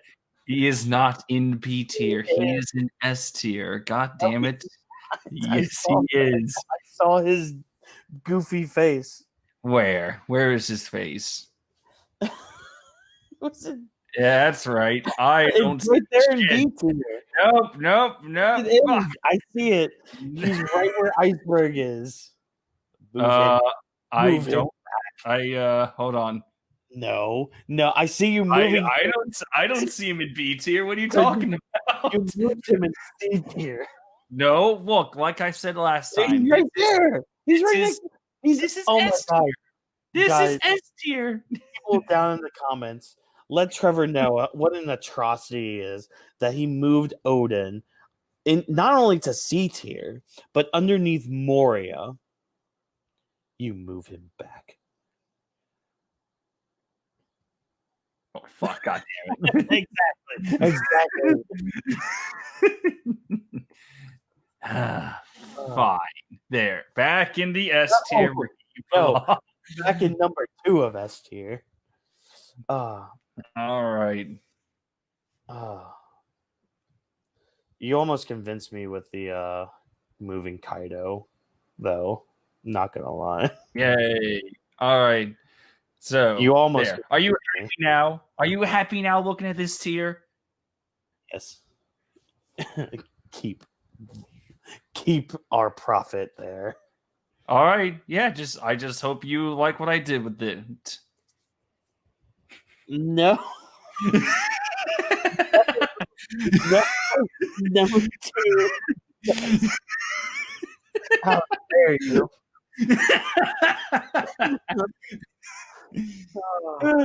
I just can't help it. Your reactions are too good.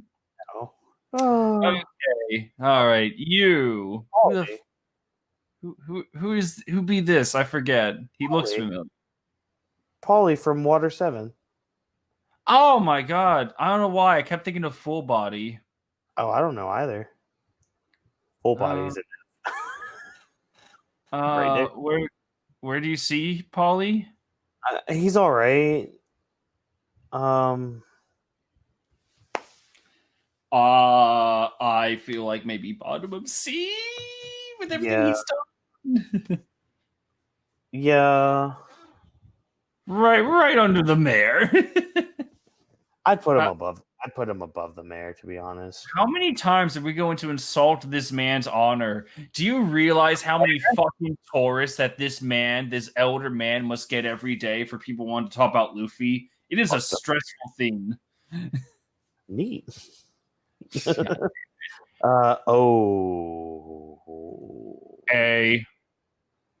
A. Okay. A. Absolute A. Until it gets revealed that he's alive because of the will of P. No. If he gets revived, then he is going in F. Yeah.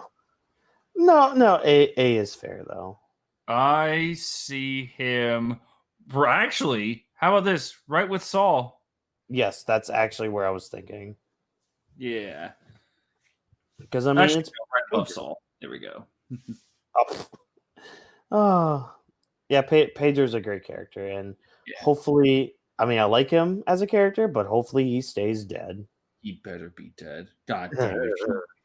Hey guys, don't worry. Because of my secret devil fruit, the Majin Buu fruit, I reformed my body after the explosion and am just alive. Because, god damn it, Oda cannot keep his characters dead. No. That he can't. Unless they're of the Roger bloodline. If that's really the case, then fuck off. They have the will of P. Speaking of Destiny and wills and all that. Go ahead and talk about Im-sama. All right. Now, we all must try and travel quite a bit. Let's travel to the year 1938. In that year, the Reverie chapter, the final chapter of the Reverie arc was revealed to us simple peasants. And throughout the Reverie arc, and pretty much throughout the entire story, we were told that the world government was just essentially a group party. It was all ruled by a group of people. You got 3 admirals, you got the commander-in-chief, but you also have the fleet admiral, and then you have the nobles, but you also have like the royal kings and queens, and then you have the Gorosei. Everything about the world government screams group power. And even during the Reverie, you have this empty throne where people just stab the ground, which kind of makes me question how the swords don't break over time, because they kind of just stab the ground. But anyway, the swords symbolize that, no one person will ever take the throne. Next chapter, this shadowy figure who we've seen for a couple chapters reveals a giant frozen straw hat, stabs a picture of Vivi and Luffy and Blackbeard, I believe, and then ascends up these stairs, and the Garose show up and bow down to his worship. And then he's like, "What do you want to do, Im-sama?" And then Im-sama just looks at them, and it's just like, oh, like that is one of the most ingenious, like, well, okay. Some people call like, wow, really just turn your back on the story just like that. It really is how Oda handles it, but my God, if he sticks to landing, then that plot twist is one of the best plot twists we've ever had, because it was like, what, 20 years of just believing in one thing and then just having it shattered in just a few panels. So Im-sama has that moment.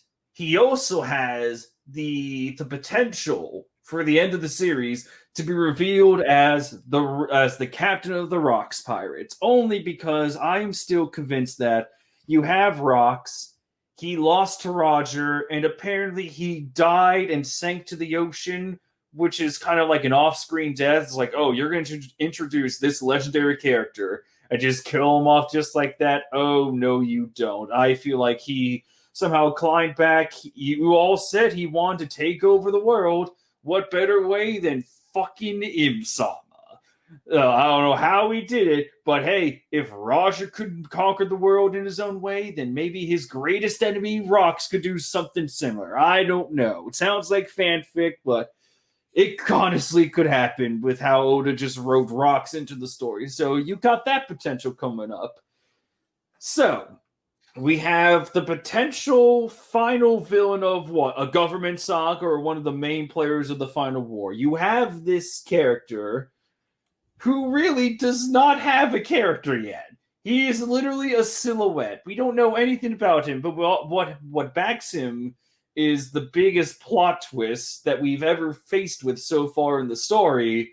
So if Oda sticks the landing, he honestly could probably be like a B or a C tiered character, because the only possible complaint I could have is like, well, it feels like, all right, in the last 30% of your story, this might be one of the final bad guys. Interesting approach.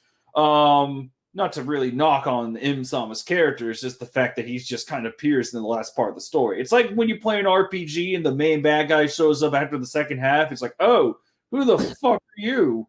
So, with that being said, Whawkins, would you like to guess where I'm planning on putting Im-sama with what we have right now? I don't know. Where would you like to put him? I would like to put him in D tier.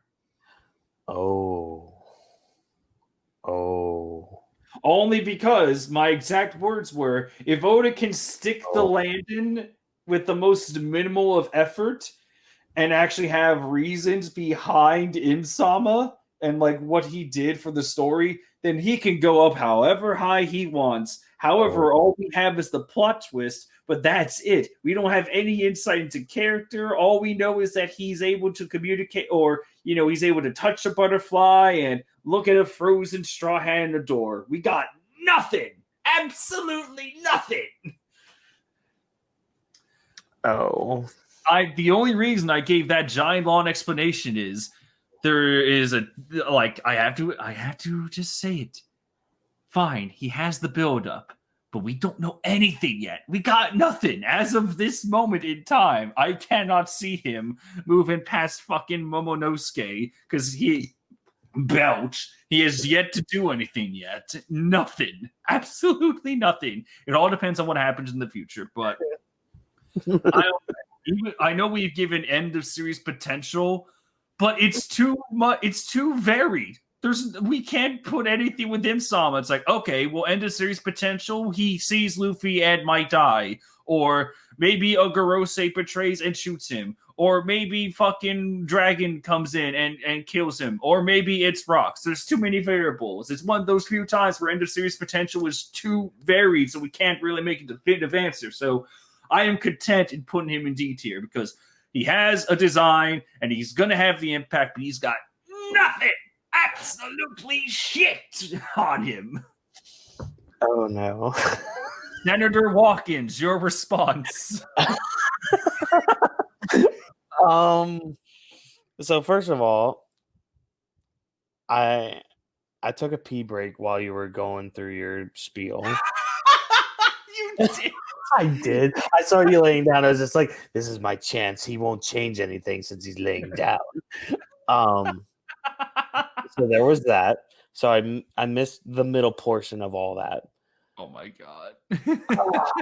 Oh, D tier. Where you make good points. And I agree with the whole like the RPG final villain kind of thing. Oh, do you want to know where I originally was gonna put him? B tier. No. A tier. No. S tier. I was gonna put him right under Kaido in S tier. Oh my god. Here's why. You make good points. We don't know much about him. We don't And know yet, anything about him. I know. I understand that. But with him, there's the mysteries surrounding him are all of the mysteries that are in One Piece right now. What's the One Piece? What is that Void Century stuff? All of those mysteries surround Im-sama. There's a reason he was looking at Vivi's picture. There's a reason that something happened to Sabo during this reverie. All of this stuff. Fujitora. Yeah, but at the same time, like all of these mysteries kind of surround Im-sama. And with those mysteries, and again with the reveal of him potentially being the final boss of the whole series, that's what excels him for me. Well, the mystery is kind of like part of the problem. I don't know if you didn't hear this during your pee break. No. I heard that like the mysteries are part of the problem, and I understand that. But I think compared to the other mysteries we have of other people, these mysteries mean more to the story than some of these other people. Because some of these other people, the mysteries of them are just their character. Im-sama's mysteries are part of the story. 1, 2. Okay. All right. Okay. All right. How about this? We're gonna balance it out, okay? I want him in D. You want him in S. To balance it out, he would go down for you by 2 tiers, but he would go up by 2 tiers for me. He could go right in B. And I think he should go right above the Gorosei, only because a lot of what you said can also apply to them. Yep. That is fair. All right. I still stand by what I said, but we compromise. We're American. This is we're true democratic peoples here. Yeah, I'm a German Australian, and Whawkins is an American.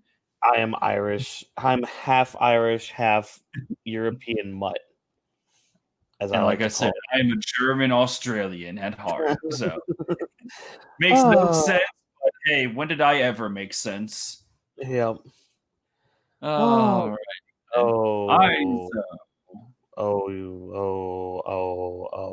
this is one of those characters that really doesn't have much to his name. However, that being said, there is potential in Onigashima, but how much potential we really don't know. So I think Iza's overhyped. Just saying that. Well, he did disarm King. And the others are like, holy shit, that's Izo. True. But what all did he do during Marineford? He shot people. Yes. Yes, he's a vassal of Odin. But also, why did he never return to Wano before then? Between in the past 2 years, why did he not return to Wano? Yes, we could get that information soon, but the fuck, dude. I just think Izzo's overhyped. Everybody's just like, oh my god, Izzo's from Wano. Izzo's gonna be in Wano. I'm just like, cool. All right, cool. Mhm. Okay. I can see that. Yeah. Actually. Like he really was like one of those background characters, and then you had the Roger flashback, and it's like, oh, he's coming back to Wano to fulfill the destiny, but it's like we really needed more details. I see him probably in the lower echelons of C, just because there is potential for him, but I don't see anything else past that. I don't either. Like, because again, in Marineford, he was pretty much one of those commanders that was in the background. Like you get the whole spread of all the Whitebeard commanders, but the only three that get hype are Jozu, Vista, and Marco. Mm-hmm. Izzo's just there. He's just like, I'm dressed as a samurai geisha and I can shoot things. How about this then? Because of what he might be able to do, how about right under the feet? That's fine. All right. That's fine by me. If he Now, does more past September 2020, then by all means, go up into S tier or whatever. by the way, Jack is next.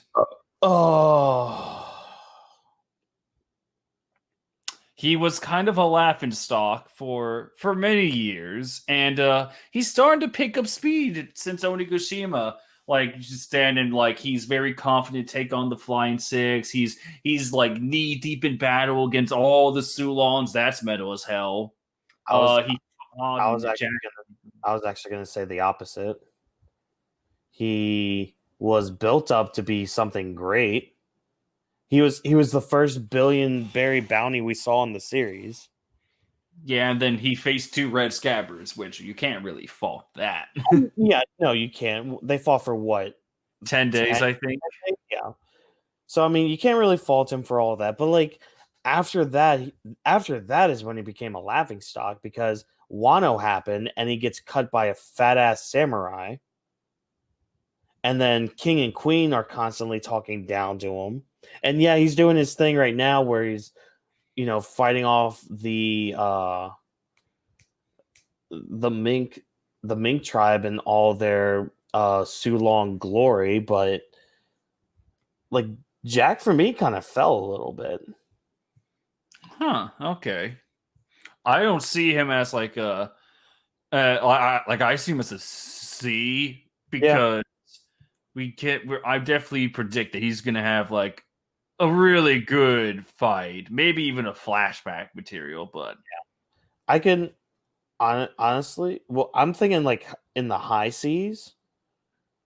Yeah. Maybe, with what's going on, right next to Moria. Yeah. Because we're all expecting something for end Onigashima levels of like he could definitely, I think it's safe to put him in C tier. Exactly. Sorry, Viola. I'm not. Oh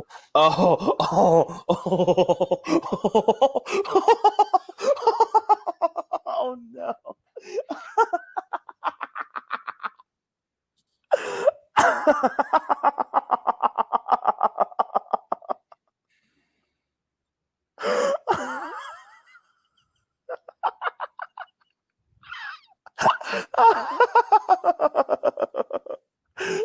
Do you want to start or should I?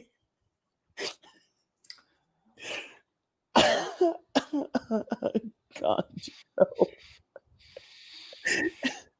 okay, now hold on. As of September 2020, it has not been confirmed yet if he's dead. So I guess we're going on the assumption that he's dead or he's not dead. We're going on the assumption that he's dead. He's dead. I'm calling it now. I'm just gearing up for the massive F tier that is going to be Contra. I was just gonna say. So I guess on that note, he's F tier.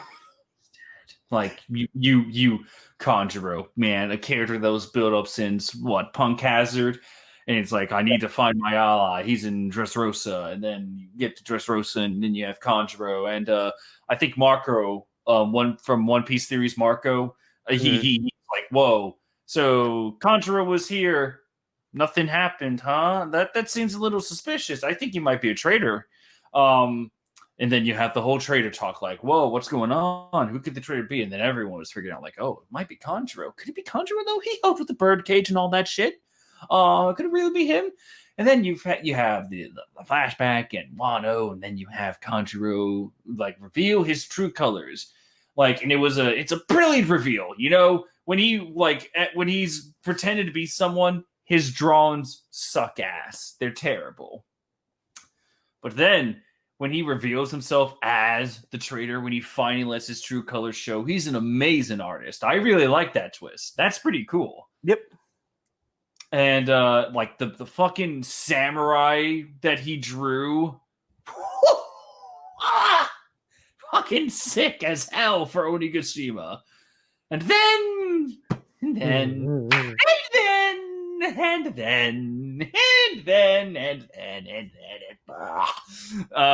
have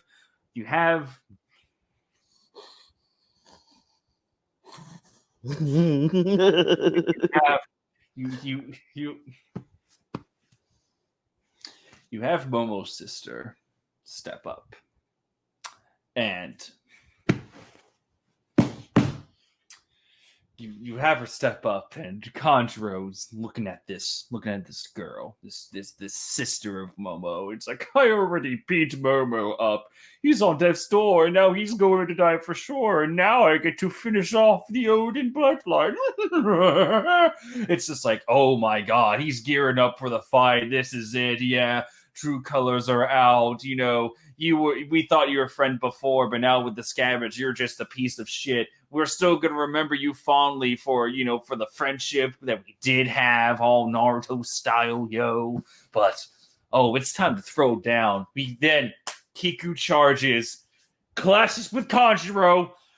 We then go away to see Kaido's announcement, as we should. But then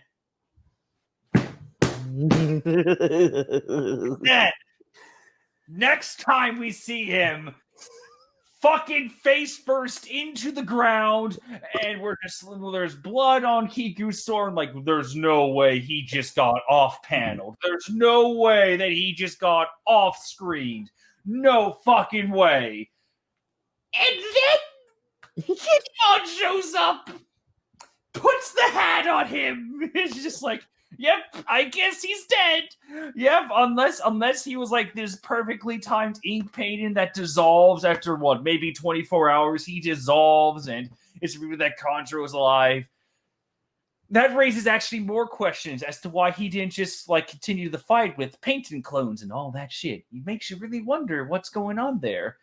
But all we have to go off of the narrative is that he was off screen. He was off screen. Do you understand? Does everyone watching here understand what Oda did? How he colossally fucked up big time with Kanjuro? This is the equivalent of if you're watching Dragon Ball Z and you have Vegito versus Super Buu. Like, Vegito arrives, he clashes with Super Buu, and then literally you see the Elder Kai talking to Crystal Ball. It's like, I think Vegeta will probably destroy him. He's so powerful. And then the next time you see Vegito, he gets turned into like that. He gets absorbed. He's absorbed by Super Buu. And then that's it. That's all you get. It's like, oh, I was expecting so much more from the character. This is the same shit of if you took the character of Pain from Naruto and you have the 6 Pains. And then it's like, all right, it's time for everyone to assemble. And only 5 Pain showed up. And it's like, what happened to the 6th one? And then you just have Obito standing over Pain. It's like, I did it. What happened? Where's the context? What even? Why? for that reason alone, did you know how tempted it is, everyone, to just throw him in Spondum and Friends because he is that much of a disappointment? But to be fair, I'm more angry at Oda for just destroying the potential this character had, for ruining a narrative sense with this character, and for 8 other characters too. I'm just saying. Yeah. Plus, so Spondum and Friends, for those, at least this is how I feel of it. It's for those characters that we just despise. Like, they should just go to fucking hell. Yeah, like Oda during that one chapter. Oda for that one chapter. Oda's chapter, whatever, that can go in Spondum and Friends. Yeah. But Kanjuro as a character, I think, deserves an F tier. Unless, again, as of September 2020, he's confirmed dead for us.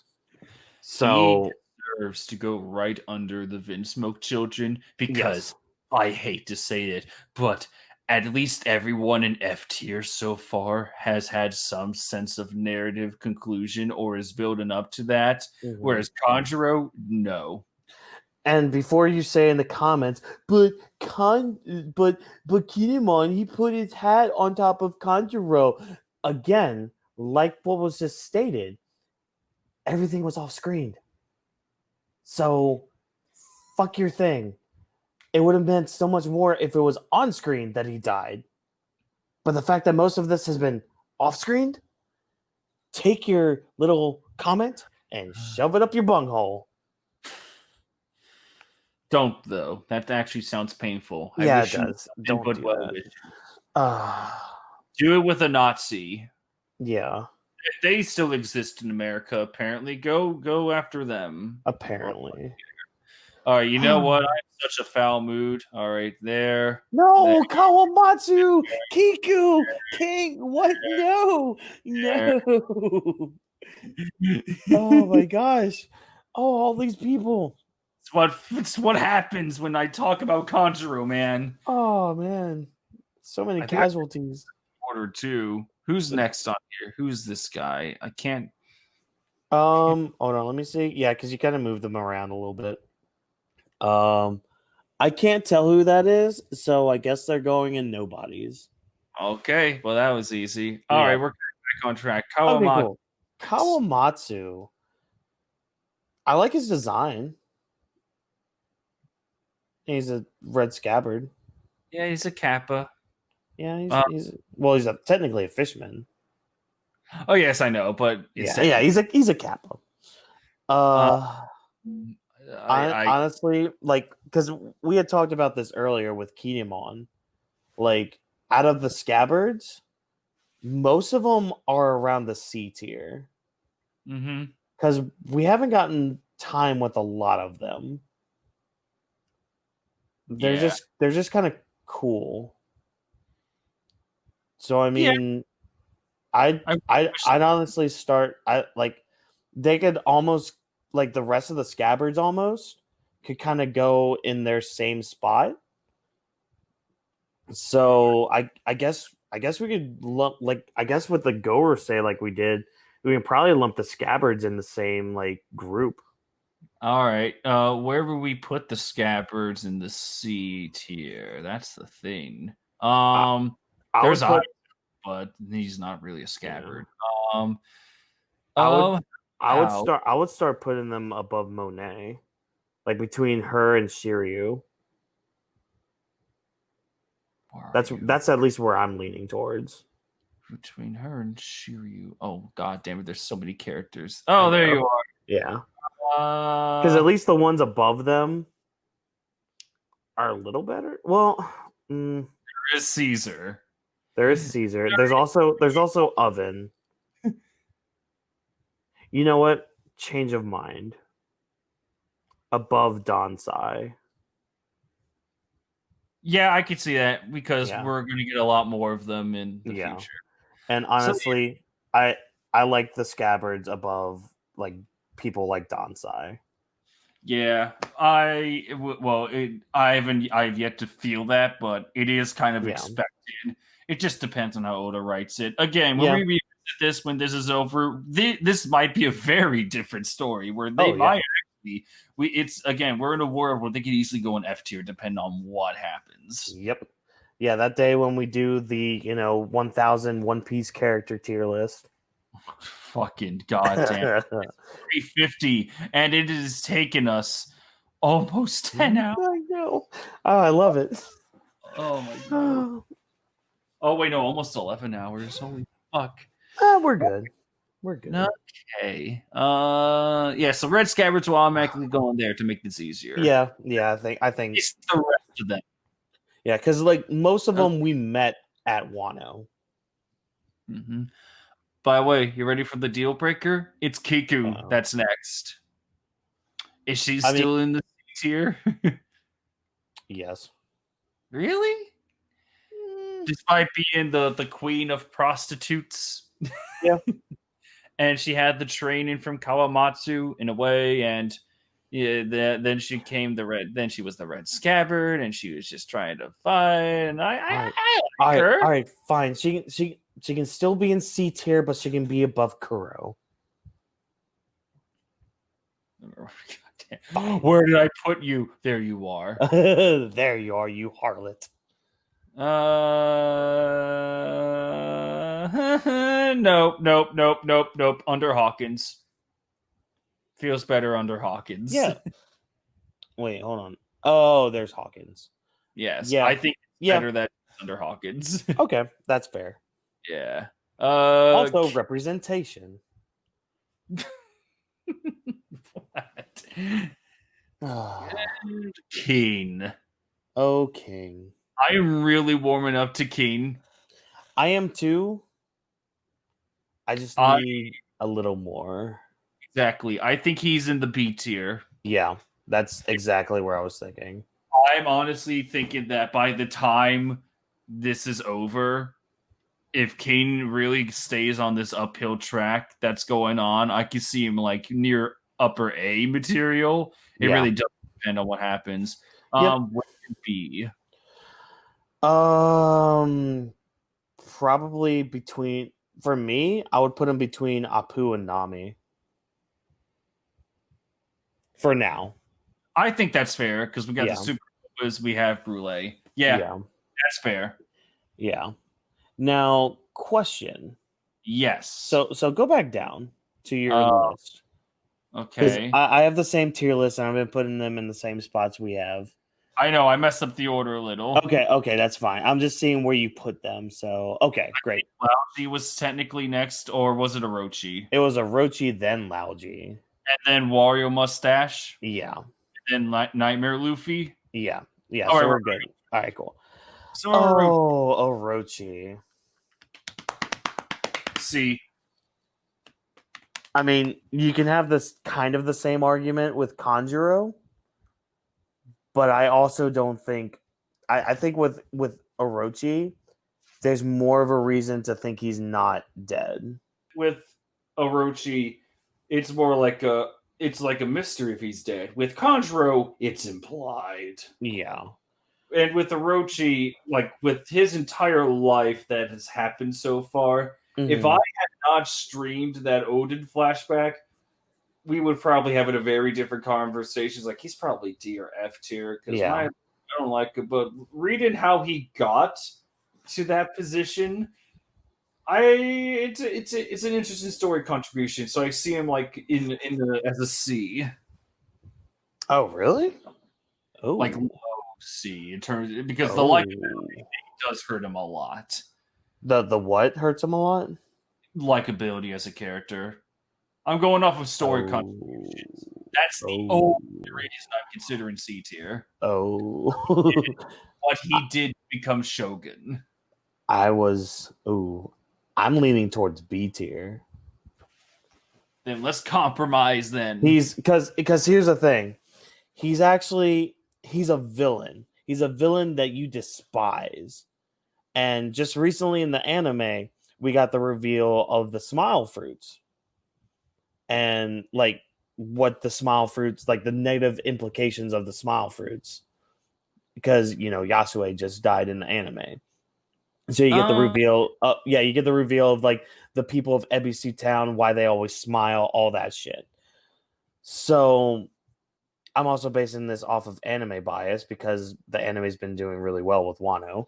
Um, like they get Orochi done well as this sniveling coward villain of he's got what he has what he wants, and his main goal is just to tear down Wano, and he's using Kaido to do that. Yeah, it's biting him in the ass because Kaido literally tried to kill him. Keyword tried.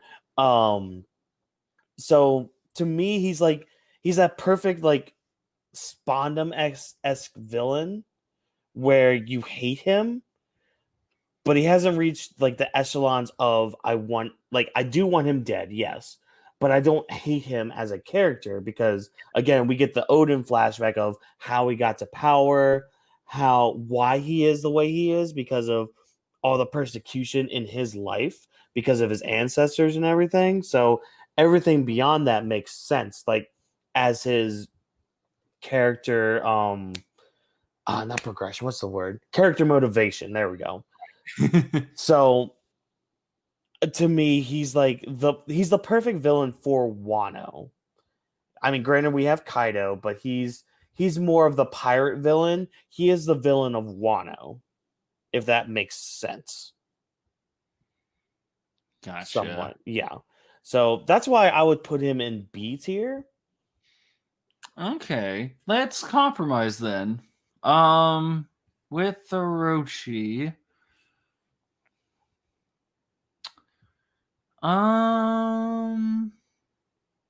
Everything he's done. Mm-hmm.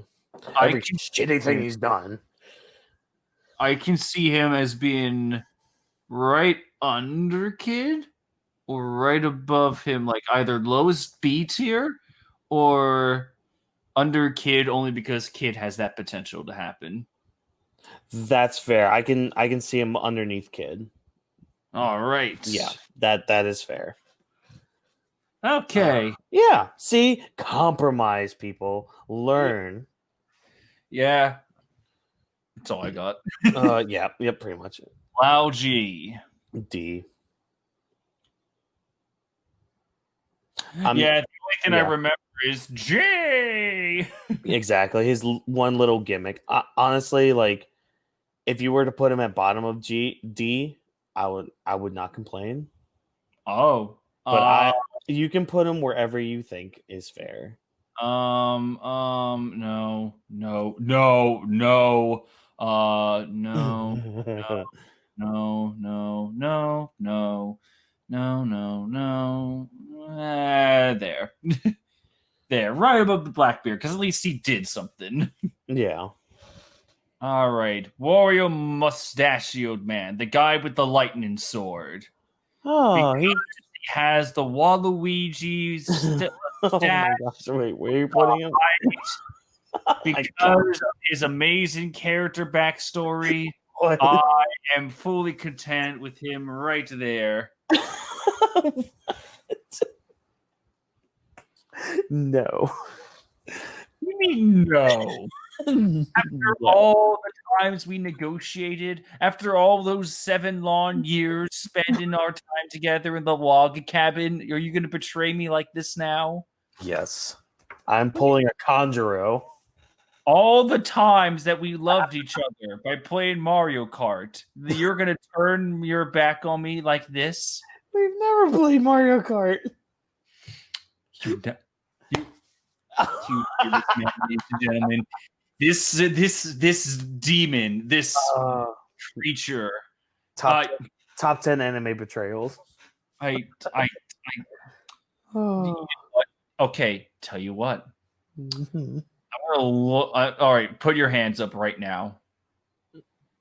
I will. Where do you see this guy as? Truly. D.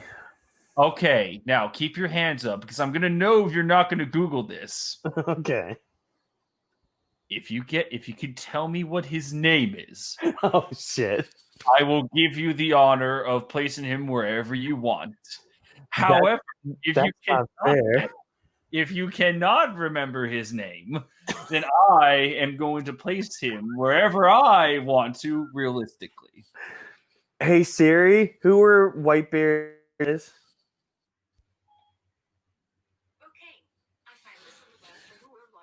Whitebeard Put pirate. I'm gonna use my elbow. See? Oh no, we're I see, just because lied he's to you. he's an ally, I think. See, yeah. Thank you. Oh no, Siri, stop! You betray me. I don't. Yes, Siri. End him.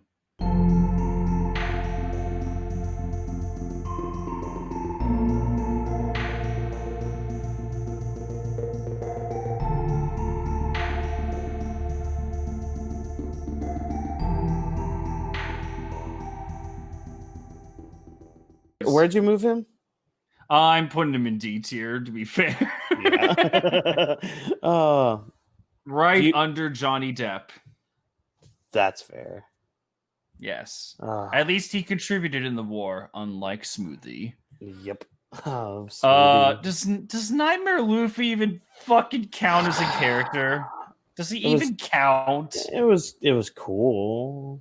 Yeah, but it's not his own character. I feel like this No. is he's a nobody. Yeah.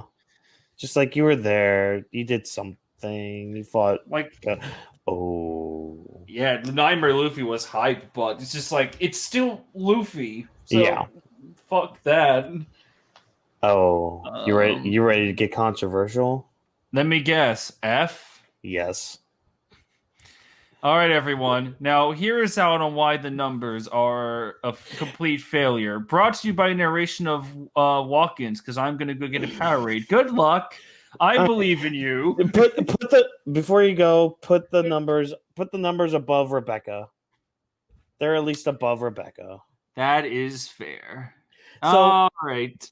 Here's the thing with the numbers. They were built up to be this force. We're here. Oh, Kaido has this huge force. We have, the Toby Roppo. We have the headliners. We have the all-stars or main players or whatever the fuck. Everything's named off of cards, card games, what have you. Then you get to the numbers. And it's just like, okay, who are the numbers? And then we see their silhouettes here. And it's just like, wow, they are some huge motherfuckers. They are probably a force to be reckoned with. And yes, they kind of are. Because as of chapter 990, and I'm going to walk to get another drink because I'm having a good time. I hope you guys are having a good time as well. But the numbers, So as of 990, we find out that they are oars size. They're basically a bunch of oars that are alive because over in Punk Hazard, they decided to try to manipulate try to make artificial giants. Artificial ancient giants, mind you. So that's happening in Punk Hazard. These are failed experiments of all that. Okay. Great. So we have some sort of hype with them. Every one that we get introduced to has been one-shotted by somebody. These characters that are being built up as equal to oars, which took pre-time skip, took the entire Straw Hat crew to beat, they're all getting one-shotted by anybody. So About that. almost. There's some of them that took maybe 2 hits, but that's the thing. But that's the thing. Actually, I have a perfect counter to that. Oh, go ahead and say it. Well, I hate to say it, but the warlords kind of wasted oars, their oars opponents, fairly easily, mind you. Yeah, but So it is a little consistent. You could also argue that some of those warlords, like, Mihawk or dare I even say Doflamingo, They could possibly be on Yonko level. Interesting. Possibly is the main word in that. So you can understand a warlord that's on that kind of level, or even a Yonko one-shotting these massive giants. But now we're having, and this is nothing. Again, you could use the argument, oh, it's showing the Straw Hat's growth after everything. Great. But we also have Drake one-shotting an Oars figure. But he has Excalibur. Which is also a badass move. I will give him that. But still, to me, I understand their character was basically to be built up just to be knocked down. I understand that. But you're putting a character like that's just putting Oars down even more, which we're about to get to Oars as well. Oh, cool. Yeah. So I don't know. To me, they are just a disappointment. And Okay. plus, their designs are just kind of. I'm not a fan of them. Really? Huh. I'm indifferent to the designs. Yeah, it is interesting. Like, well, no, I guess this isn't a point. I was gonna say like the higher the number is, the more human-like they look. But I think the one was like Jiaku, which I think is 10. So that didn't make sense. So never mind on that aspect. All right. Oh yeah, Oars is literally next. Okay. Yeah. I would honestly put him probably like probably right under Mr. 3. Only for the reason, there really isn't much of a character because he's literally just like a hulking corpse. Mm-hmm. However, it does inspire the first real all Straw Hat teamwork attack. Yeah. That's fine. Yes, that was easy. yeah, that was easy. Just like another easy one. I have no idea who the fuck this is. I don't know either. So go in nobodies because we're not going to waste our time. This is a familiar Marine, I believe. I think he's the one that always hands out with. I think he hung out with the dog Marine. I think so. He's one of the vice admirals. I don't know any details about him. Yeah, that's about it. Oh, okay. Yeah, nobody's. That's fine. I told you there's gonna be a lot of these that are just gonna end up in nobodies. Okay. Oh, pacifistas. They go ahead. They're formidable. Well, they were very formidable. They gave the Whitebeard pirates some trouble, little trouble. And then they oddly fucked off after they were introduced, which was funny. And then the New World happened. Luffy and Zoro and Sanji, they took out their own pacifista. Well, Zoro and Sanji took one, and Luffy took out the second. Then we haven't seen them at all since. So there's still a thing, and I imagine they're going to come back like probably stronger than ever come the next time we see the Marines in action. We're probably going to see some going after the warlords. Yeah. They would need that at least an army of pacifistas for some of these warlords. Yeah, like again with the pacifistas, they're probably like, isn't it like the SSG, that new secret weapon, new force that's being made? Yeah, I have a feeling that's either like a new super marine soldier, whatever. It stands for something. I know it does, but you could also be like, oh, it could be improved pacifistas. You want to know what I think? Kizaru clones. Okay, well that would actually be hype. Imagine for a second you're Mihawk and you're sitting in your chair waiting for all the Marines to come, and you just hear an ominous army of ooh, Mihawk. No words at all. You just hear the ooh in the distance, just a very ominous ooh. What I think the SSG is actually the perfected ancient giant clones. I think that's what I think because I've seen some theories going on with that, and I'm kind of in that camp with that. Gotcha. Yeah, Okay.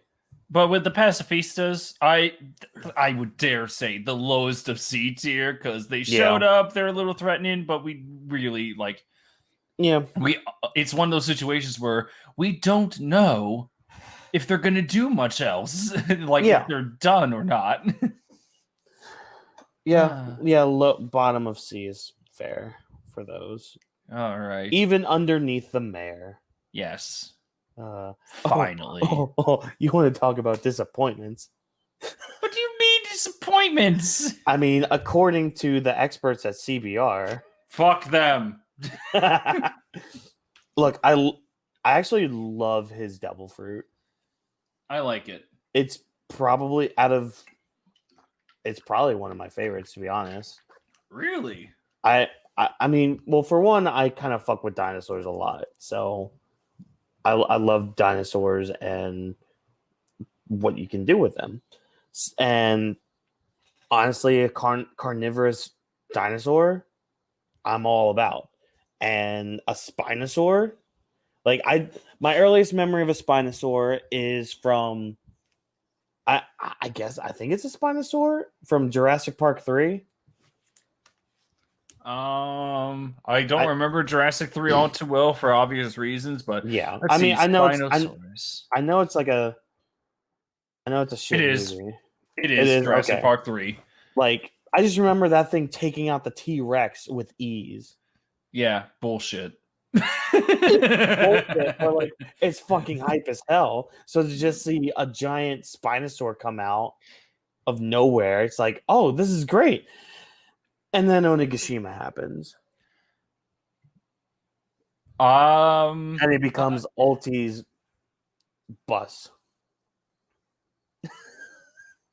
Like, again, we're really just waiting on who Page One fights, because I am still in the camp of he's gonna have like a really solid one-on-one with someone. He's got to. All the Toby Roppo have to. Yeah, and like when that happens, they'll probably have like character moments or opportunities to really like show the development, why they're the Flying Six, how they made it their own flashback. So there's definitely potential. I don't see him as a disappointment, but if it's anything like Conjuro, then I will then happily put him in F tier. But I think like he should be like maybe lower C, like the Flying Six. I know Black Maria is in B because of you, but I think the Flying Six should be like at least a solid C. I mean, if you wanted to put the Toby Roppo in B, I wouldn't be against it. I'll just throw that out there right now. You know what? Yeah, because then I just remember their flashbacks might be really good. Yeah. Because, I mean, with the potential of all of them being former pirate captains, yeah, that's at least up there. Yeah, I could imagine you can have like a flashback where Page One and Ulti were the captains of their own ship. Yeah. And think about that fucking tragedy. Oh, I know. But, and that's the thing. That's the thing with Page One. Like, I'm not saying he turned to trash like Conjuro, but he did. His stock kind of fell when we started Onigashima. So. I again give him time. Yeah, and I will, but we can until put that the time Flying happens, Six. Yeah, we can put the Flying Six together in their little bundle. Yeah, and then we can then arrange like, okay, Page One, you can be at the bottom of the Flying Six, and then when we get to Sasaki, he's the top. I'm just saying. we'll get to Sasaki, and you can't stop me. Some other members of the Toby Roppo. You can't stop me. Now who is this? I don't know, so they can go right into nobodies. Hello, the Pleasures can also go into nobodies. Yeah, it's just a group of people. Yeah, they're just a group of glorified minions, and I already hate the minions. I'm actually very tempted to put them in F tier because they could symbolize all the One Piece minions. Damn. Oh, if they do symbolize all the One Piece minions, though, I am gladly putting them in F tier. Yes. And then there's Queen. Oh, Queen. And Where's then King? we have Raizo. Oh, what? Oh. So where's King on this? B? Yes, higher echelon of B. However, is I can't see Queen on the same level. I'd say lower B, to be honest. Wait a sec, where is King? Where did we put him? King is right There next he to is. Apu, yeah. Okay, there he is. I'm sorry. I'd say lower B. Like maybe I see him probably right above Black Maria. Oh, that high? Okay. Yes, that high. Okay. And hear me out.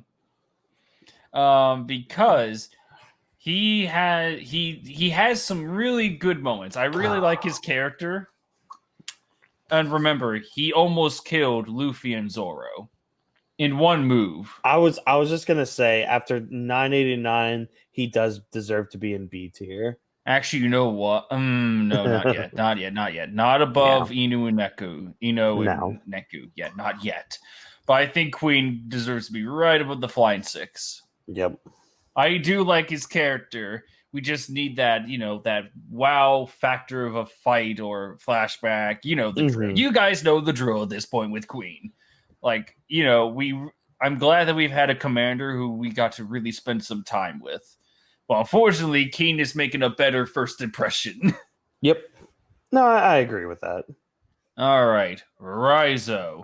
We cannot use the Raizo Dono is safe clip because that is Ino and Neku's character moment. It's just they're all loyal to each other. Yeah. So where did we put the Red Scabbards? It's C tier, correct? Yeah, the Red Scabbards have been in C. I don't think they all deserve to be together. Because I'm sorry. Raizo... Go ahead. Oh, I'm sorry. What were you going to say? No, go ahead, because it's probably the same thing I was going to say. Yeah, I don't see Raizo as a particularly interesting character. He's just like, oh, I'm a ninja. Oh, yeah. You're a ninja? Yeah. Oh. And then come Wano, we're just waiting on things to happen. He's a scabbard, so we're still waiting on things. I would see him probably in the same league as Kawamatsu, actually. Honestly, I would put him underneath Tashigi. Can I hear your argument as to why? His design. On top of what you said, I hate Raizo's design. The big fucking head and the tiny body. What? Oh no. I'm sorry. Continue. I'm just gonna look up something up real quick. The big head, the tiny body. Like Raizo, when we got introduced to Raizo, he was not what we expected him to be. Which on one hand, yeah, that's fine, that's cool, whatever. But God, we were expecting so much more from Raizo in a design standpoint than what we got. It does kind of say something when everyone, like the older defenders, like, no, it fits because he threw off our expectations subverted.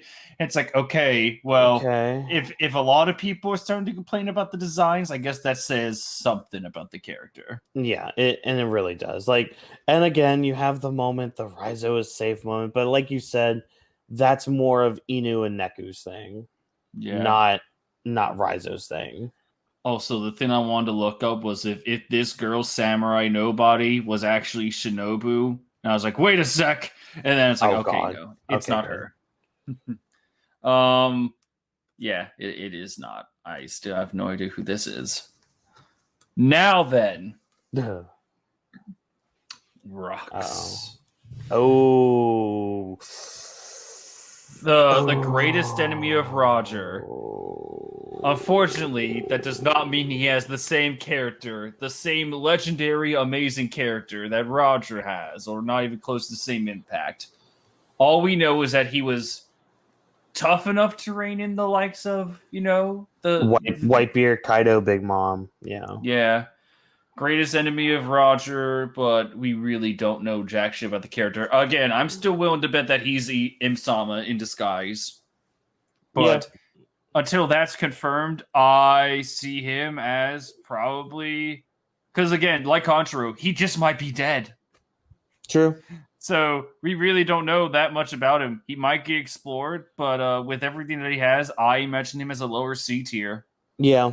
And I mean, and here's the thing, because like I know I argued about Im-sama and all that, but the difference between Im and Rocks is it's pretty much the same argument I had for Im-sama. There's a lot more story mysteries around Im-sama than Rocks. The most we have with Rocks is the God Valley incident, the fact he roped in Whitebeard, Kaido, and Big Mom, and he was Roger's rival.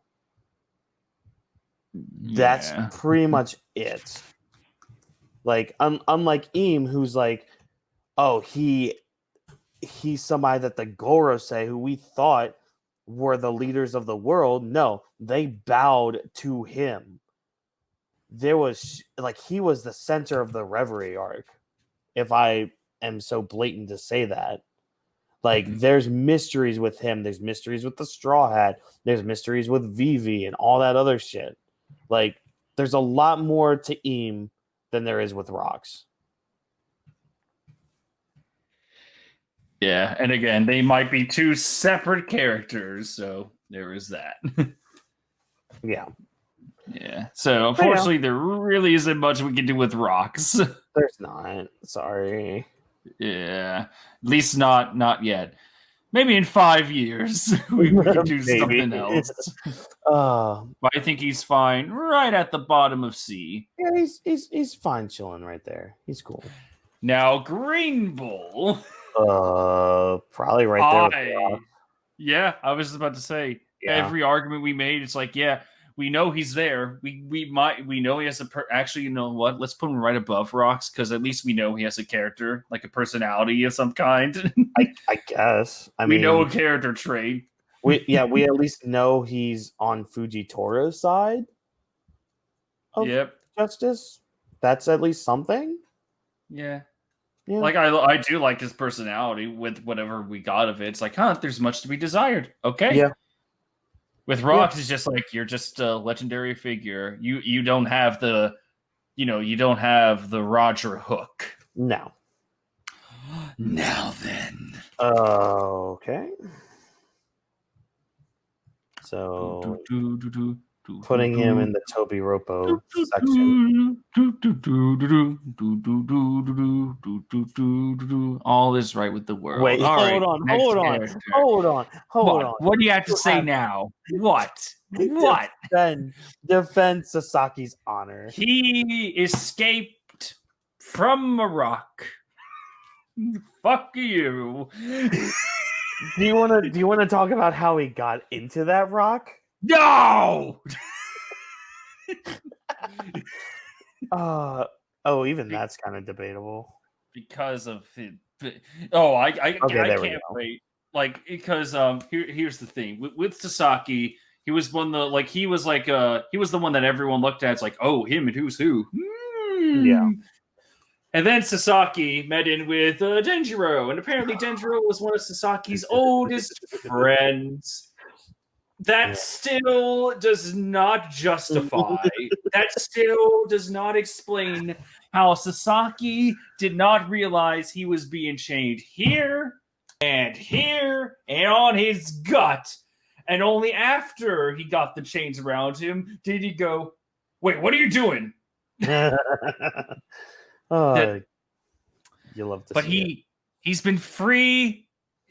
Honestly, he's been knocked down. He's probably on the same level as Page One right now. A knock against him, but maybe he'll get better. There's still a lot of potential. Please. He might have the Triceratops fruit. Please.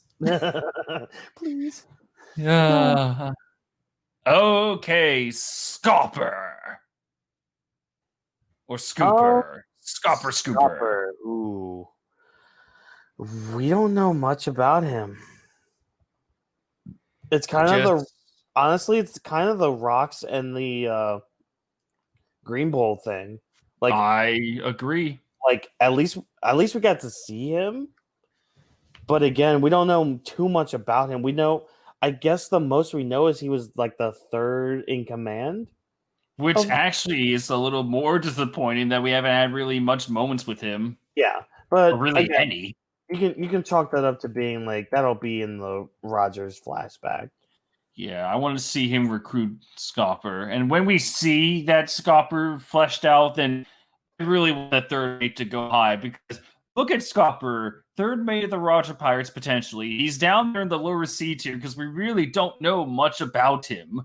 And then we go up to S tier, and the Roger Pirates we do know are right fucking there at the top. Yeah. It makes me hurt that we have to put Scopper, the third mate, in the bottom C. It does, but again, until we see more, that's just where he's gonna be. All right, this is just Sengoku, so fuck it. We're not even gonna touch him. Yeah. Where should I put him? Next to Sengoku, or just like in the nobody pile? Just put him next to Sengoku, I guess. Just to put more work on you. For shame. All right, there we go. Where are you? He's an A, I think. There you are. Yeah. There we go. All solved. All right. Shiki. Oh, so now we're in movie quote unquote territory. Excellent. So judging by the quality of the movie. Yeah. All right. On to Young Whitebeard. Oh, poor Shiki. I actually really like One Piece Episode 0. I really like that. Episode 0, Strong World, both good things. Shiki as a villain and character, though. He is a movie. He's one of those like anime movie villains. He's just like, I used to be a rival to this guy. Really? Wow, you must be very intimidating. This is my power. Oh, that's cool. Now I shall lose to the main character. Wait, what? Yep. Oh, he's done. Yeah.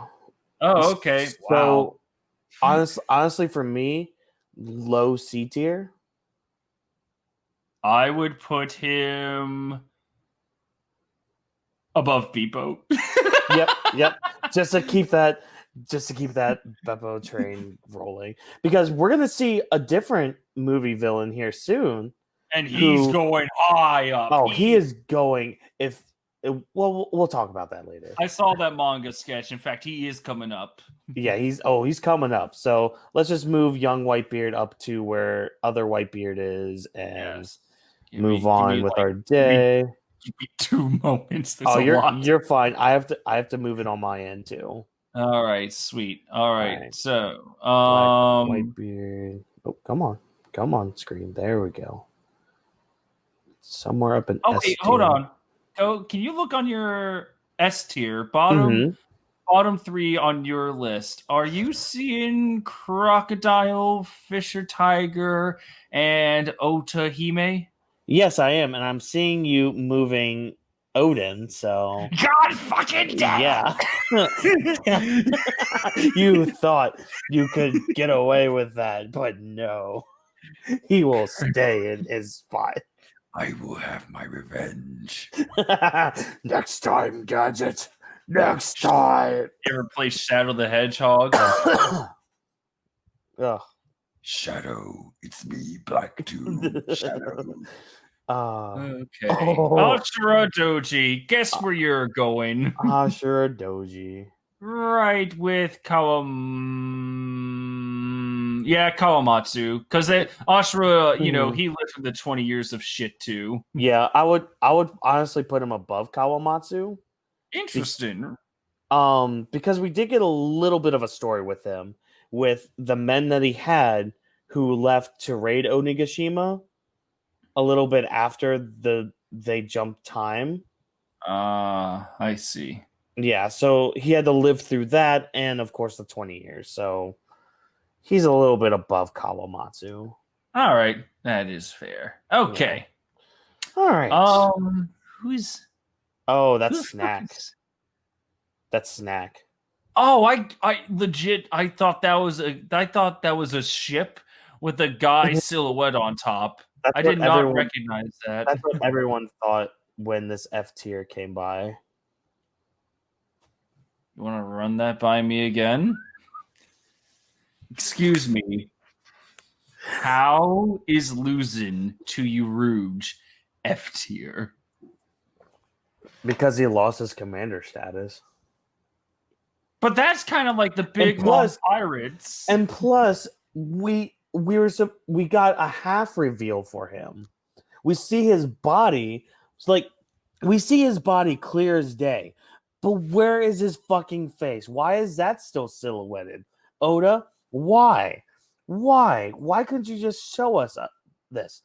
The fact, I dare say, Rebecca is above Snack.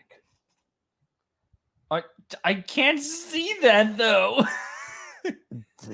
You want to talk about disappointments? Even Big Mom thinks he's a disappointment. But... Search your feelings. You know them to be true. But they're not. And plus, at least Rebecca has character.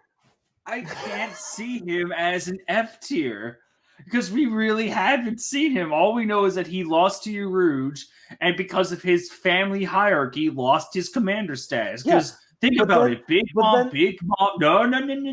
Big Mom as a person would not allow a loser to be staying as a commander. Cracker's never been heard from again after he lost, so for all intents and purposes, he has no commander status to back up. But here's the other thing, like, we get Snack's official introduction at the end of the arc, and again, we don't get to see what the fuck he looks like. Just some sort of dumpling on top of a fat body.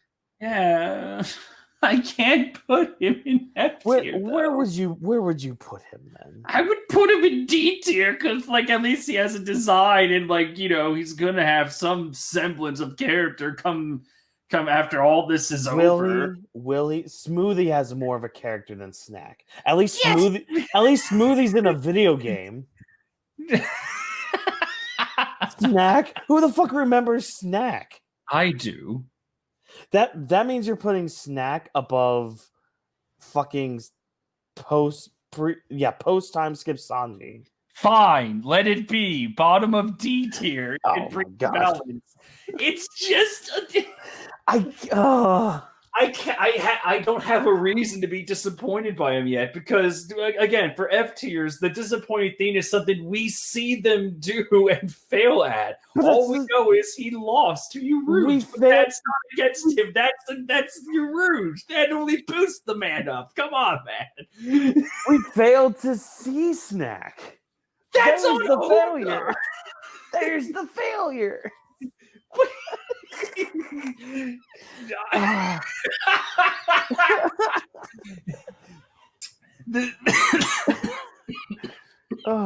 Dying. Dying from the truth. Okay. The truth shall set you free. No, I'm gonna hit you with a logic bomb right here, right now. All right. Remember in Yu Yu Hakusho? Remember when when the younger Toguro was in the Dark Tournament and he fought those 3 giant demons all at once? He destroyed them. But that does not mean those 3 characters he annihilated were F tier. They might have had something very interesting. We can do the same shit with Snack. We don't know anything about him that's true, but he didn't do anything that made it exactly disappointing-wise. He's just a design, has some importance with the Big Mom Pirates. He's going to do something. I'm confident in, like, the lowest of D tier to bring some semblance because I know you want to put him in F. I want to put him in F underneath Sanji. He doesn't deserve that. He does. No. Okay, fine. He can be the poster boy of F.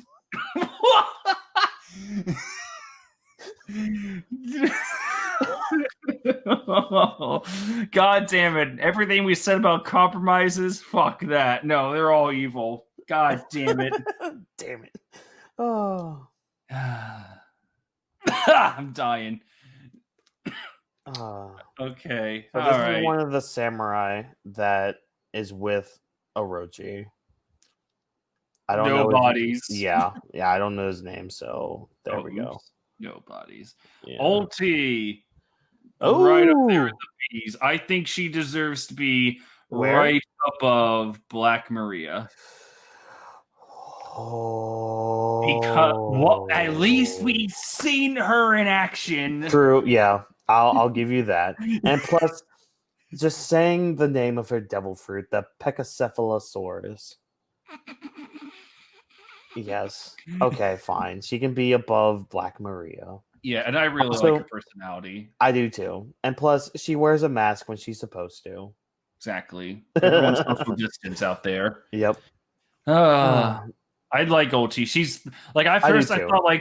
at first I thought she'd be like she's the brat of the Flying Six, but then she's like, oh no, she's just very headstrong Yeah. and doing what she does. I Very mean, blunt.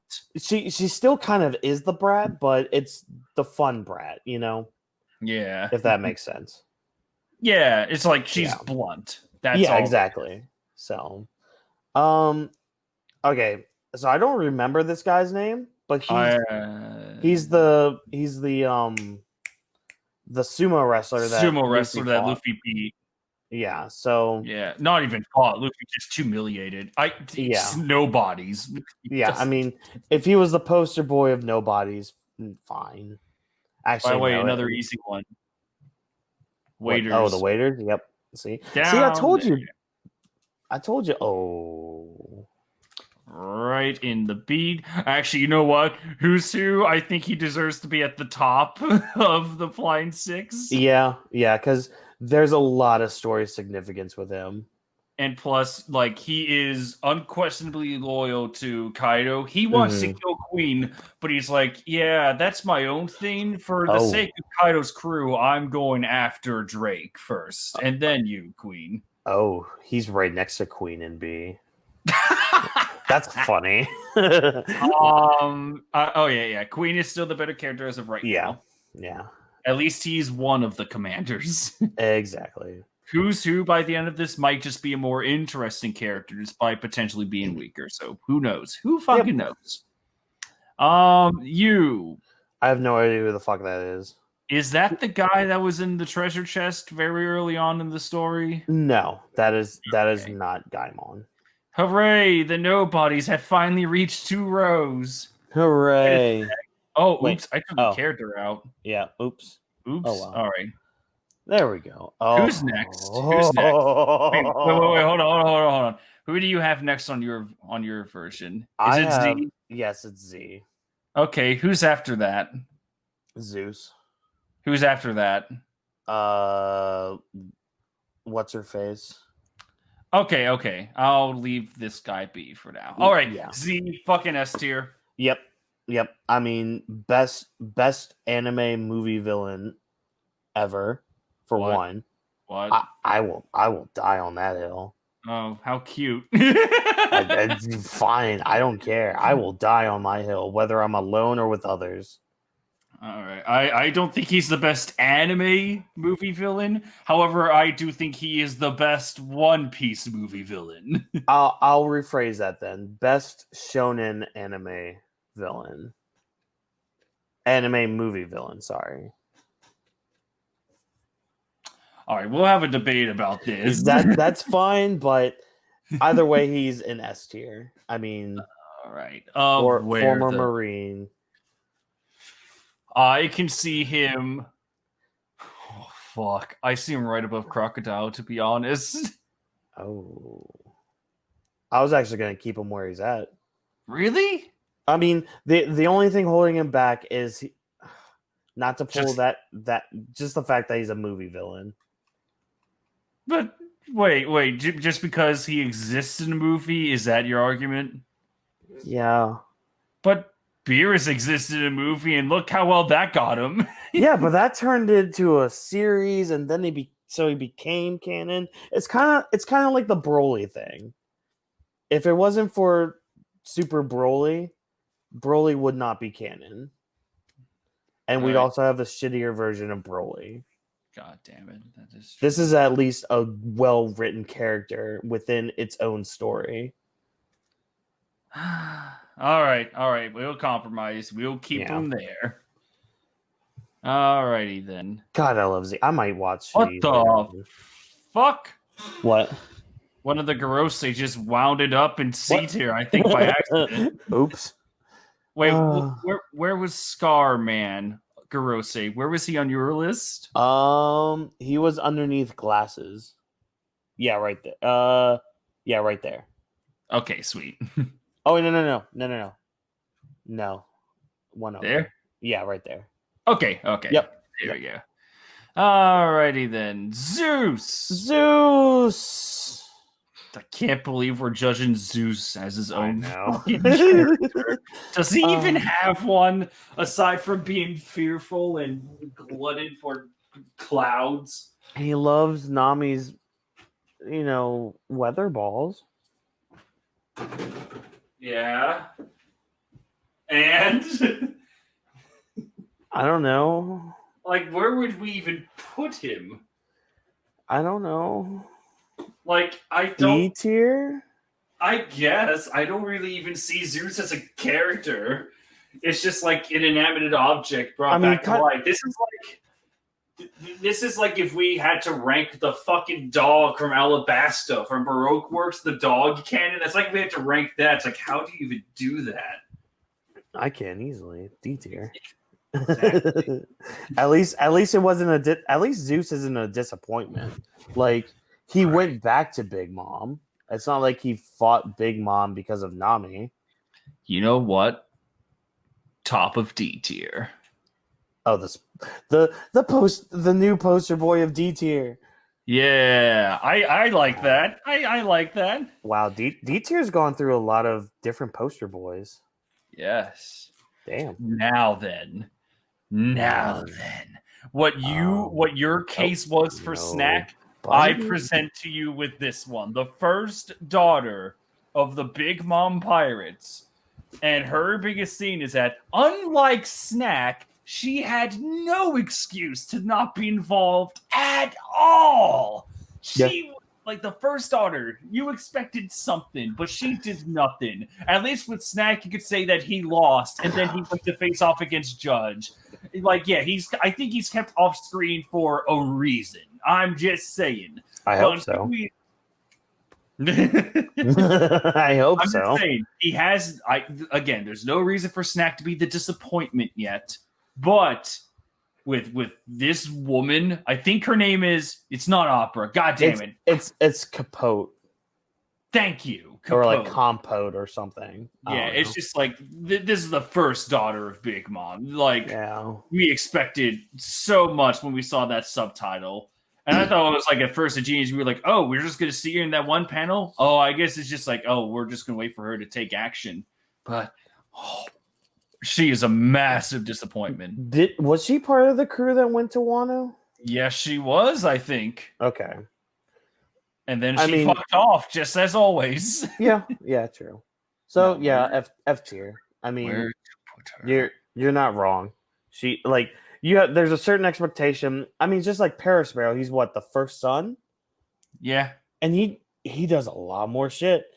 You'd think, oh, the first daughter should be just as strong or capable. She hasn't done shit. You know what?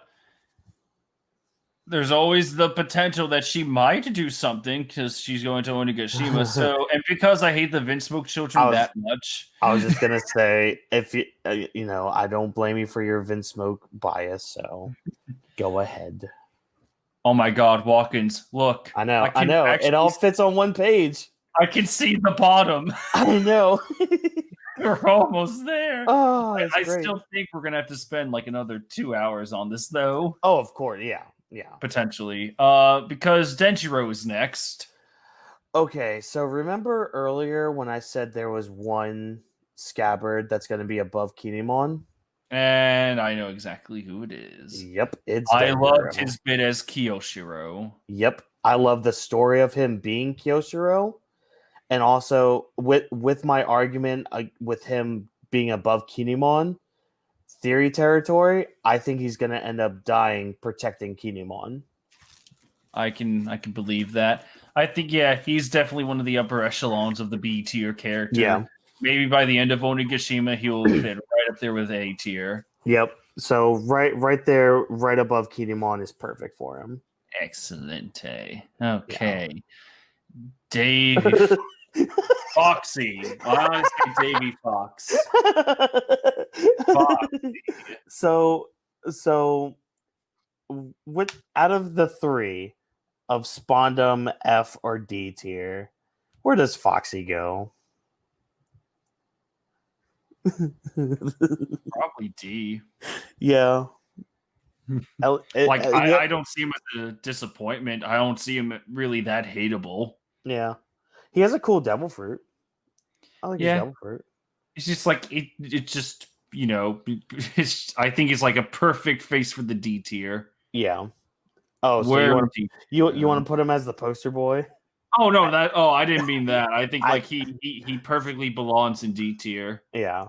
I would say I'd say underneath Shirahoshi. No. I was waiting for that. Your Jack Sparrow person right there. There we go. Right above Smoothie. Yeah. There we go. Yeah, that's fair. like him. Yeah, I like him more than Wapple. Yep. Oh, hell yeah. Plus, if it wasn't for Foxy, we would never have gotten Afro Luffy. That's true. Yep. Now then. Okay. His name is goddamn Hannibal, I think. Yeah, it's like Hannibal, I think. Now, if it was not for his final stand against Luffy, if it was not for that, he would probably be like D tier. But because of his like conviction, I see him as a solid C. Yep. Plus, now he's actually the warden of Impel Down. Yeah, I really liked his like consistent backstab. Yeah. in front of Magellan. It's great. I would honestly put him probably right above Momonga, actually. Where's Momonga? Like he would be right under Vista. Hannibal.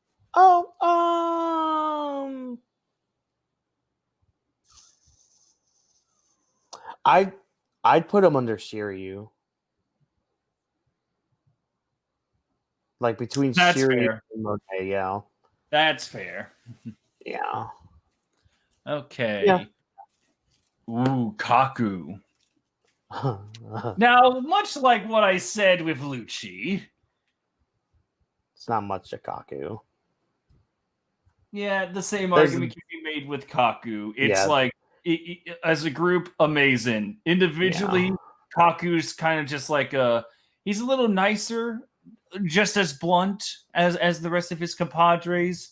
I like how he brags about being a giraffe, but I think he deserves... I love that. Yeah, I like his character just a smidge more than Lucci, actually, because at least the interactions he has are fucking great. Yeah. So I think he deserves to be right above Lucci. Like between him and Tsuru? Yes. Yeah, that's fair. I think that is perfectly fine. Rayleigh. Young Rayleigh. Okay, that goes with other Rayleigh. Okay, great. All right. Sniper King! It's the same character as... No, it's not. Usopp, so... No, it's not. What do you mean? It's not Sniper King. Sniper King's not Usopp. He comes from Sniper Island that lives in your heart. S tier. It's Sniper King. Oh, the wind carries my name from Sniper Island far away. I do love Sogeking. I do. I adore him. However, how fucking ever he gave Usopp courage at Morty. Mm-hmm. Yeah. So I want to put him right next to Usopp. They are I don't think Sogeking is better than Usopp as a whole, but just for the impact Sogeking left, he deserves to be right next to Usopp. How's that? Is that fair? That is fair, yes. Now then, pre-time skip Zoro. Ooh. So where's post-time skip Zoro? He's in B? He is at the very top of B. Okay. Right next to post-time skip Luffy. Okay. Honestly, do you remember when pre-time skip Zoro actually had more emotion than just smirk and serious? No. What do you mean no? Pre-time skip Zoro. I like him more than I do. Yeah, I do too. It's like he's more human. I know the common defense is that Mihawk's trained and changed Zoro as a person. Yeah. I was like, okay, yeah, that's one thing, but I wish I wish there was just more personality from him. I see pre-time skip Zoro as A tier. Yes, because he didn't have many of the moments like the other Straw Hats that are in S tier, but he had three big moments. His first one was his fight with Mihawk. His first fight with Mihawk, where he was, he he told Luffy he was never going to lose a fight again, and that was honestly the first King of the Pirates moments from the Straw Hat crew, because he called Luffy. He was just like, "Is that all right with you, King of the Pirates?" Yeah. So that was his first big moment. And ever since then, he never lost a fight until, Kuma happened. And that wasn't really a fight, though. I gotta say. So there's that first moment. The second moment is the stuff with Kuma. Like, I mean, what happened here? Nothing happened. Yeah, it's like whenever you look up a best of One Piece and it's anything pre-time skip related, it usually is with Zoro. Yeah. Like it speaks volumes about Zoro's like character, his dedication to everything, the time he stepped up as a captain when Usopp was going through his thing in Water 7. Yeah. Like pre-time skip Zoro is fucking amazing. I wish post-time skip Zoro kind of kept that level of character. And I know, the whole point of Mihawk's training is to change him as a person, but I really did wish he kept some of his pre-time skip with him, like that personality. He does to an extent. I mean, again, like we said with Punk Hazard earlier, he reminds Luffy, "Hey, we're in the new world now. Stop the childish shit." And Luffy, again, he kind of takes that to heart, but we are seeing more of the old Zoro in Onigashima to an extent, because we are seeing him like get that emotion back. But throughout most of the story so far, like at least post-time skip, he's just been either I want a drink, I'm serious, that's pretty much it. Or sometimes I get angry sometimes. Yeah, and then the third thing I want to point out with pre-time skip Zoro, and not a lot of people talk about this, it's when he asked Mihawk to train him. Yes, that's a fantastic moment. Yeah, because he's literally putting aside his own dream. He's putting aside his own pride, all of that, to ask his nemesis, the person that he wants to surpass. He's putting all that aside in order to get stronger for his own crew. And for Luffy's sake. Like, and you can kind of tie that in too with the whole Kuma thing, because he even put his stuff aside for protecting Luffy and the others in that instance. But the sheer moment of him just bowing down to Mihawk, asking him to help him become better, speaks volumes for Zoro's character back then. Right. Yeah, but that's pre-time skip Zoro. Yeah. Now, pre-time skip Zoro, I put him near the top of A tier, right between Aokiji and Akainu. Yep, that's fine. Yes. I think Akainu's gonna stay the same, and I just like Zoro just a smidge more. Yeah. With what we had in the past. All right. Now then, everyone that got pissed at me, if you want to see where my Luffy goes to, I will show you. Pre-time skip Luffy? All right, Pre-time skip Luffy. let's see. Where are you gonna initially put him? John. Right between Jinbei and Vivi. That's I actually love pre-time skip Luffy. that's actually lower than I thought you were gonna put him. Where were you gonna think? I thought you were gonna put him like at least under Rayleigh. No. But this is also fair because Luffy has his moments pre-time skip, and most of those moments come between Sabaody and Marineford. Yeah, like you really see like pre-time skip Luffy is like this coming of age, or not really coming of age. It's like learning to be the pirate. As the story goes, you see him become a pirate more and more and more. And by Marineford, he has his optimism completely shattered. And it's like, oh, he really needs to go through some growth. And he does get that with Jinbei. And then there's post-time skip Luffy. And I already said all my fucking spiels about that shit, about how he's like, oh, it's a mix between childish recklessness mixed with fuck-ups. And I really wanted to see that development that would have been gained to become the captain in the second half of the story. I really want to see more of Captain Luffy. And I mean, we get little moments here and there.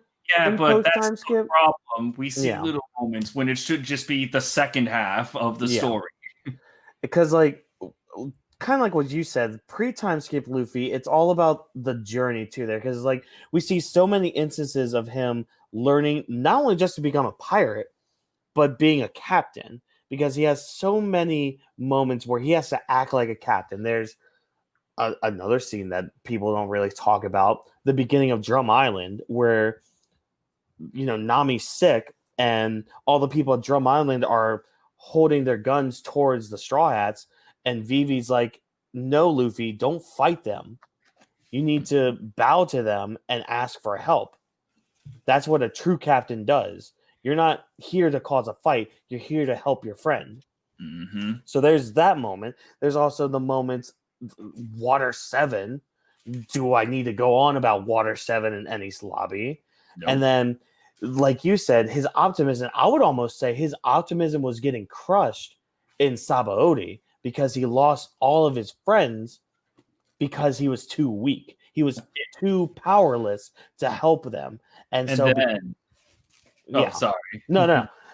Because that's the thing. He was so powerless to help them leave safely. And then after that, he goes into Impelled Down. He can't beat the villain. He can't beat down the villain of Impelled Down because he's at a huge disadvantage. So that leaves him even less optimistic because they just have to escape. They just have to get the moral victory of escaping.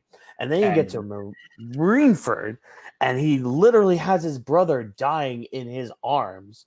Like, literally, the entire arc was just pretty much just Luffy. Just efforts, like, he gives it his all, but as soon as he reaches, like, the upper navy vice admirals and the warlords and admirals, he doesn't get a win. He just gets crushed. All he has left is his brother in terms of, like, people he can connect with.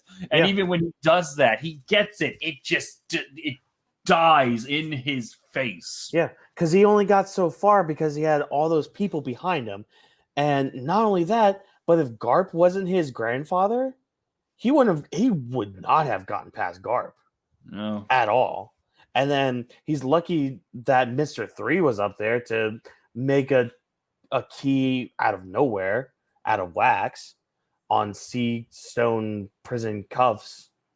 And then Sengoku's up there. Just all that mixed together. And then again with Jinbei reminding him what he has and all that shit. Like, you just see this mental and emotional breakdown of a character. Mm-hmm. And it means so much more. And yeah, post time skip hasn't reached that upper echelon of character with Luffy, and even some of the Straw Hats too. But he's fucking downgraded. I wouldn't necessarily. I wouldn't say downgraded, but it's plateaued. I think what I'm trying to I think I finally know how to say this. Mm-hmm. He's acting like the Luffy that we knew before Sabaody. I think he's acting like that version of himself again when Yeah. he should be acting like the captain no matter where he is. Like if he wants to, be a little silly and Zoe and all that shit, that's fine. However, I want to see Captain Luffy where it absolutely calls for it. Like I want to see a little more seriousness. I Yeah. want to see that little development that we did see.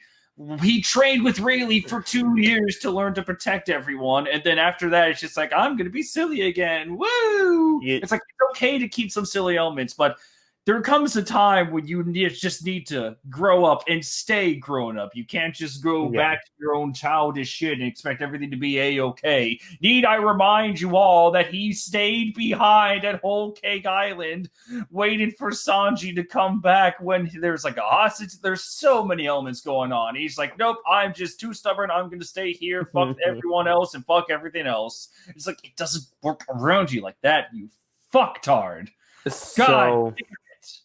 So this might be it might be a hot take towards you, but the moment where he started acting like a captain for me in post time skip, do you want to know when that was? When like it was a single action where I'm just like, oh, you're acting like a captain now. What was it? Do you want to know? Yes, absolutely. When he broke the mirror in the mirror world to face Katakuri. Honestly, I don't mind.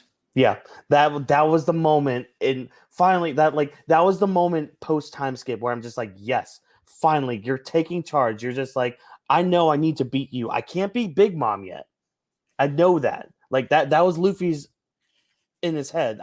I could see that happening in his head. Like I can't beat Big Mom yet.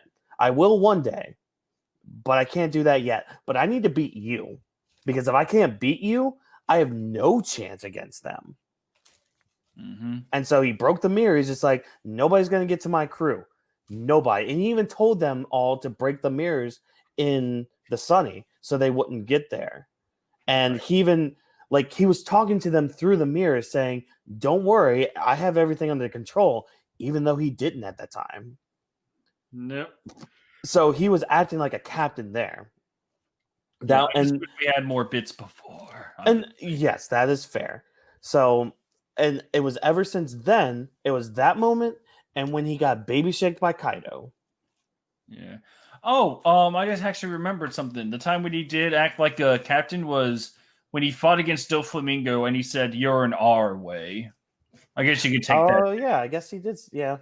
Yeah, it was just unfortunate. Like the whole fight with Doflamingo, I fucking love.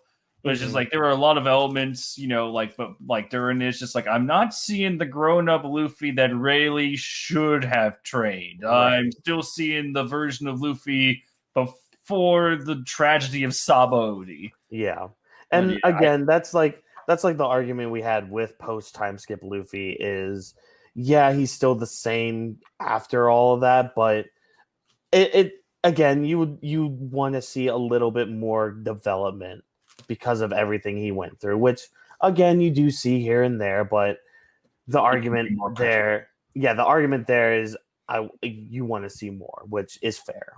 Yeah, like it doesn't do well for your story if your main character is supposed to have gone through this drastic change, and only now in the last 30% is he actually showing signs of development, even though everything should have been painted on the table before. It's just like, why? But yeah. I'm done talking about it. I think we made our points perfectly clear now, I think. Yeah. Please tell me the next person is easier. I don't know you. Yeah, I think it's one of the ninjas, but nobody's. All right. The DeClavin brothers. I remember. Yeah, you. They're part of the Whitebeard Alliance. Yeah, I don't really remember. I think they were like they attacked Marines and that was it. Yeah. So they're right here. Old bottom. Where'd you put them? Oh, right next. Oh, Belch. I put him right next to the Waluigi stash guy, McGuy. Oh yeah, that's fair. Yeah. Speaking of potential D tier, Scarred Marine. He Oh, was the guy that worked with the guy in the dog mask. yeah, he was there. D He was tier. there. Yeah. Sorry, Uh, he did. He didn't really do much of anything. I would put him right here. Right here. Underneath Thatch. Yeah. Yeah, and Yeah. Bastille. Yeah. Actually, just a little more prevalent than Bastille. But actually, no, never mind. I remember Bastille did more. Yeah. Bastille at least has a better design. Who is this? Is this one of the minions from 3D2Y? Or No. Oh, this is one of Capone's men. oh shit, that's right. What's his face? He's married to Lola now. I forgot his name though. I just know that he's part of Beige's crew and he's married to Lola now. Okay. Hold on. I'm gonna look up his name. Crew. He has Fire Tank Pirates.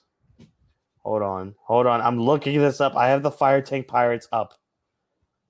His name is Steve Jefferson. It's Gotti. Yay, good old Gotti. He goes.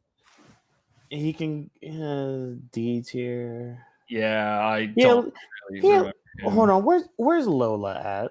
Put him next to Lola. Where is she? Because at least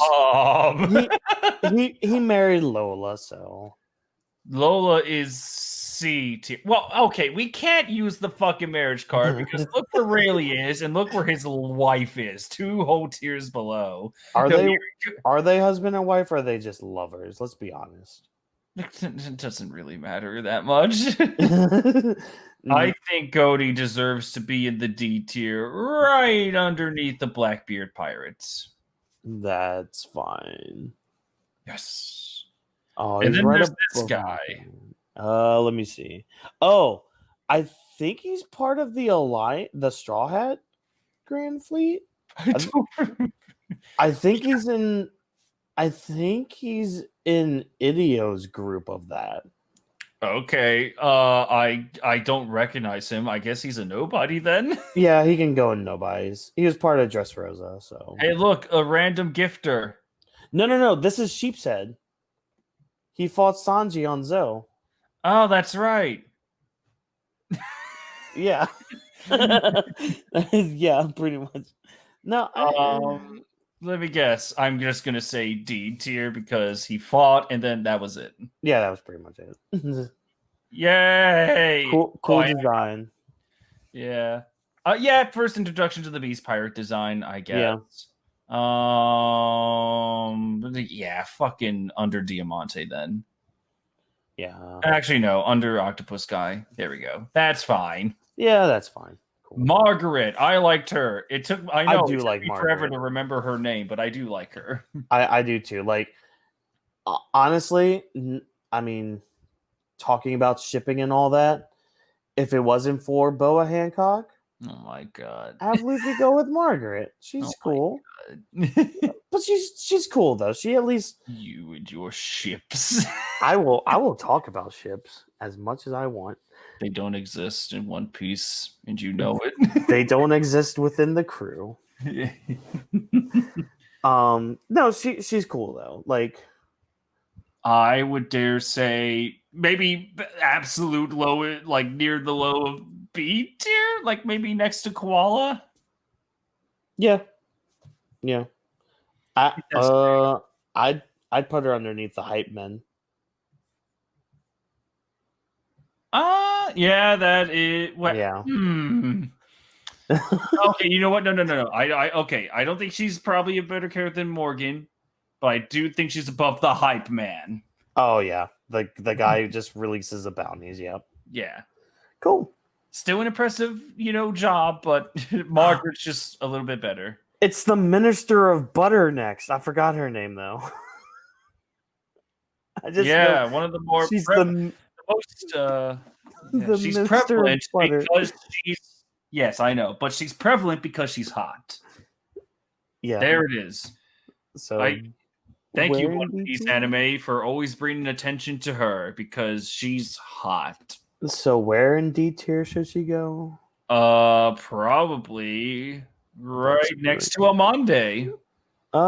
Yeah, probably above Amande. Yeah, Cause that's what I meant, like right above yeah, her. yeah, Because at least she does things, I guess. She says words. she's hotter. So That's just that's like your opinion. sure. Oh, Oh, uh, the first of the sisters, the Gorgon sisters. I forgot her name. I'm sorry. I know. I feel bad. Her thing is that she was with Boa Hancock Yeah, when they escaped from the slaves, but she really doesn't have a character outside of subservient pawn to Hancock, yeah. or like a sister, but she really is treated like just like a pawn, like a simp, I guess. I don't know. Pretty much. Am I hip yet? Sure.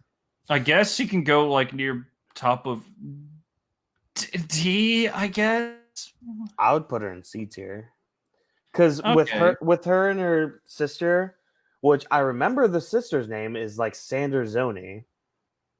Like yeah, the football headed sister. They at least were like more of an introduction to the idea of hockey. Gotcha. I guess you can go right above. No, nope, Uh-oh. no, Not above no, Beppo? no. Sure, right under Under eyes though. Okay, that's fine. I think that's fine.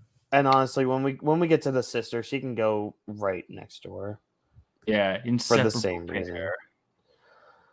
Oh, Okay, so this guy. I forgot this guy's name, but he was part of the big group that joined the fake Straw Hats. But Nobody. he can go into nobodies. Little cute dog fox thing. So luckily for me, I actually because I showed Miranda the cover stories, the cover story that Oda did of like Decks of the World after the time skip. Mm-hmm. So that's why I'm familiar with this thing. It's apparently another one of the beast, like the beast guards or whatever.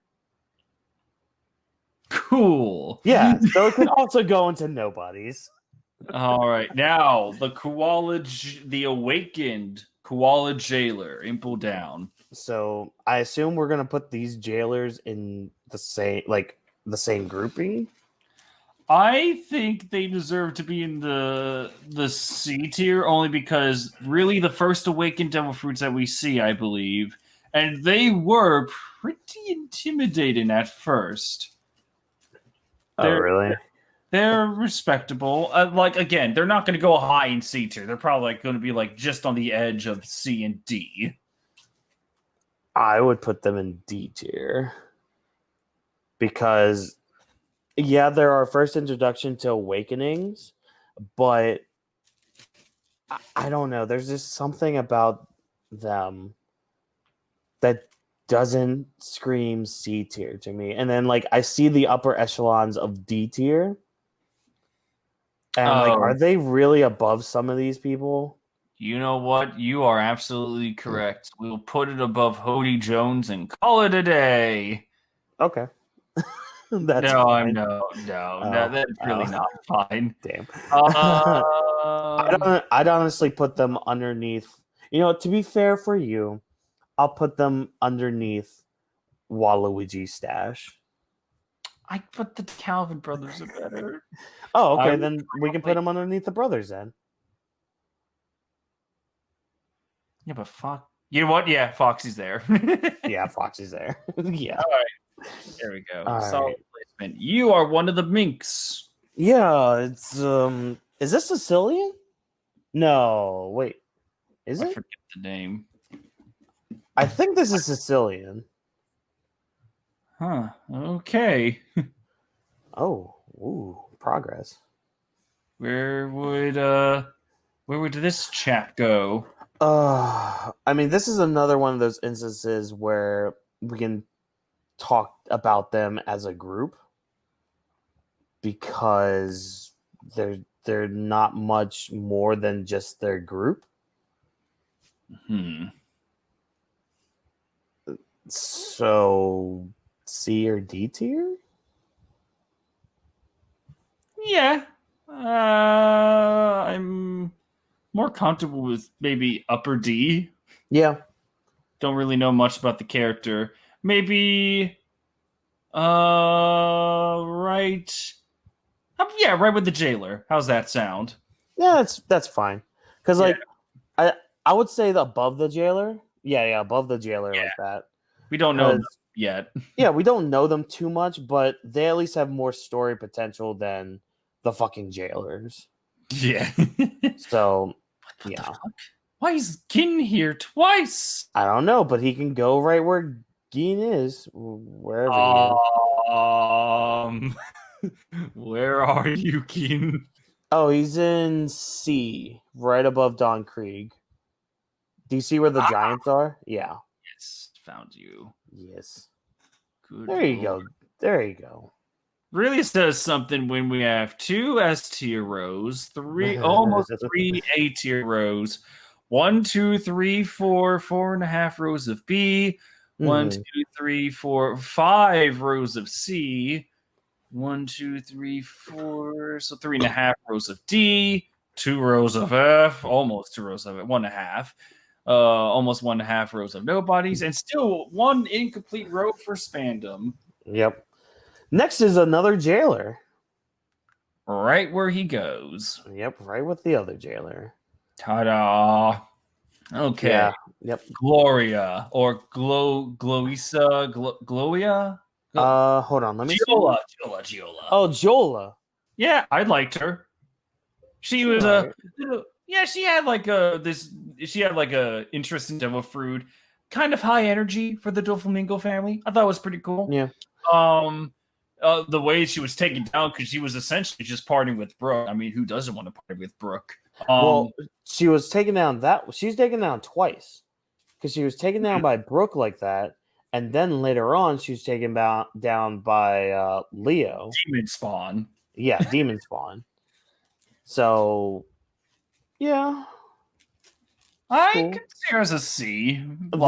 The only thing I have against her, besides she's just like but the big thing I have against her is kind of the same thing that Tekken 101 has against her. She took away Nami's boobs.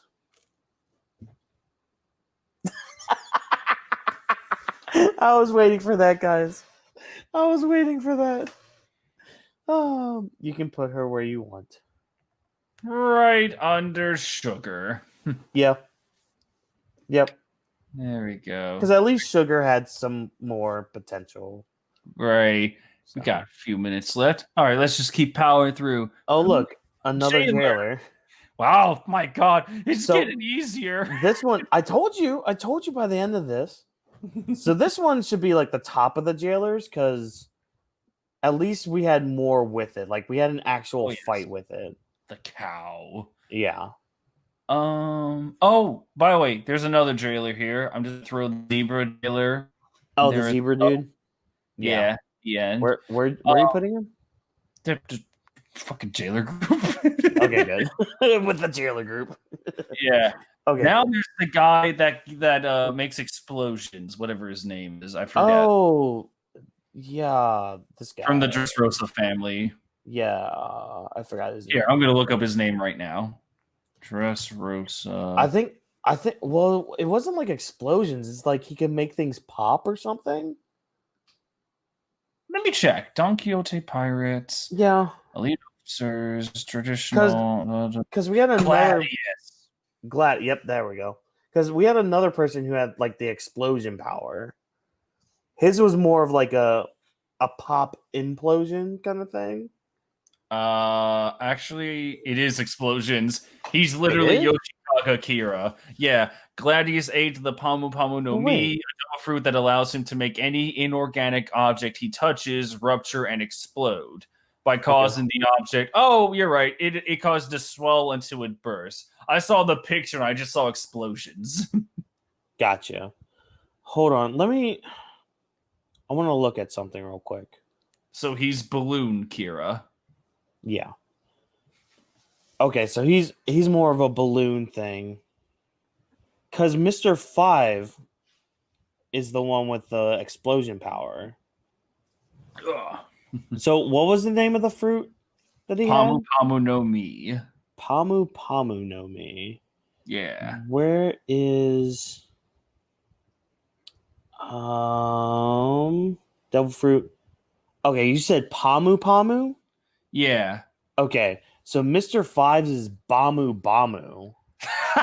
So I That guess okay. Pop no Mi, I guess. I Yeah. don't know. He has a cool design. He's cooler than Jola. He had more involvement than the ones that we dealt with so far. Yeah. Like in terms of Giola and he was more active than Sugar, but not nearly as story important as Sugar. Yeah. So I guess he could go right between the two. Yeah, that's where I'm thinking as well. Okay. And this will be right there. Okay. All right. So this is the end of technically, well, it's part 3 for us. So we're gonna take a short break here. Yeah. Short little like pee drink break kind of thing. All right, Whawkins. Give me an inspiration of something to edit. So use the moment of Kaido hitting Luffy in the anime. Like not the whole scene, just the moment of Kaido, hitting Luffy, but have the sound effect of Luffy going be the sound effect of Goofy when he's falling. So the all right, that sounds fair.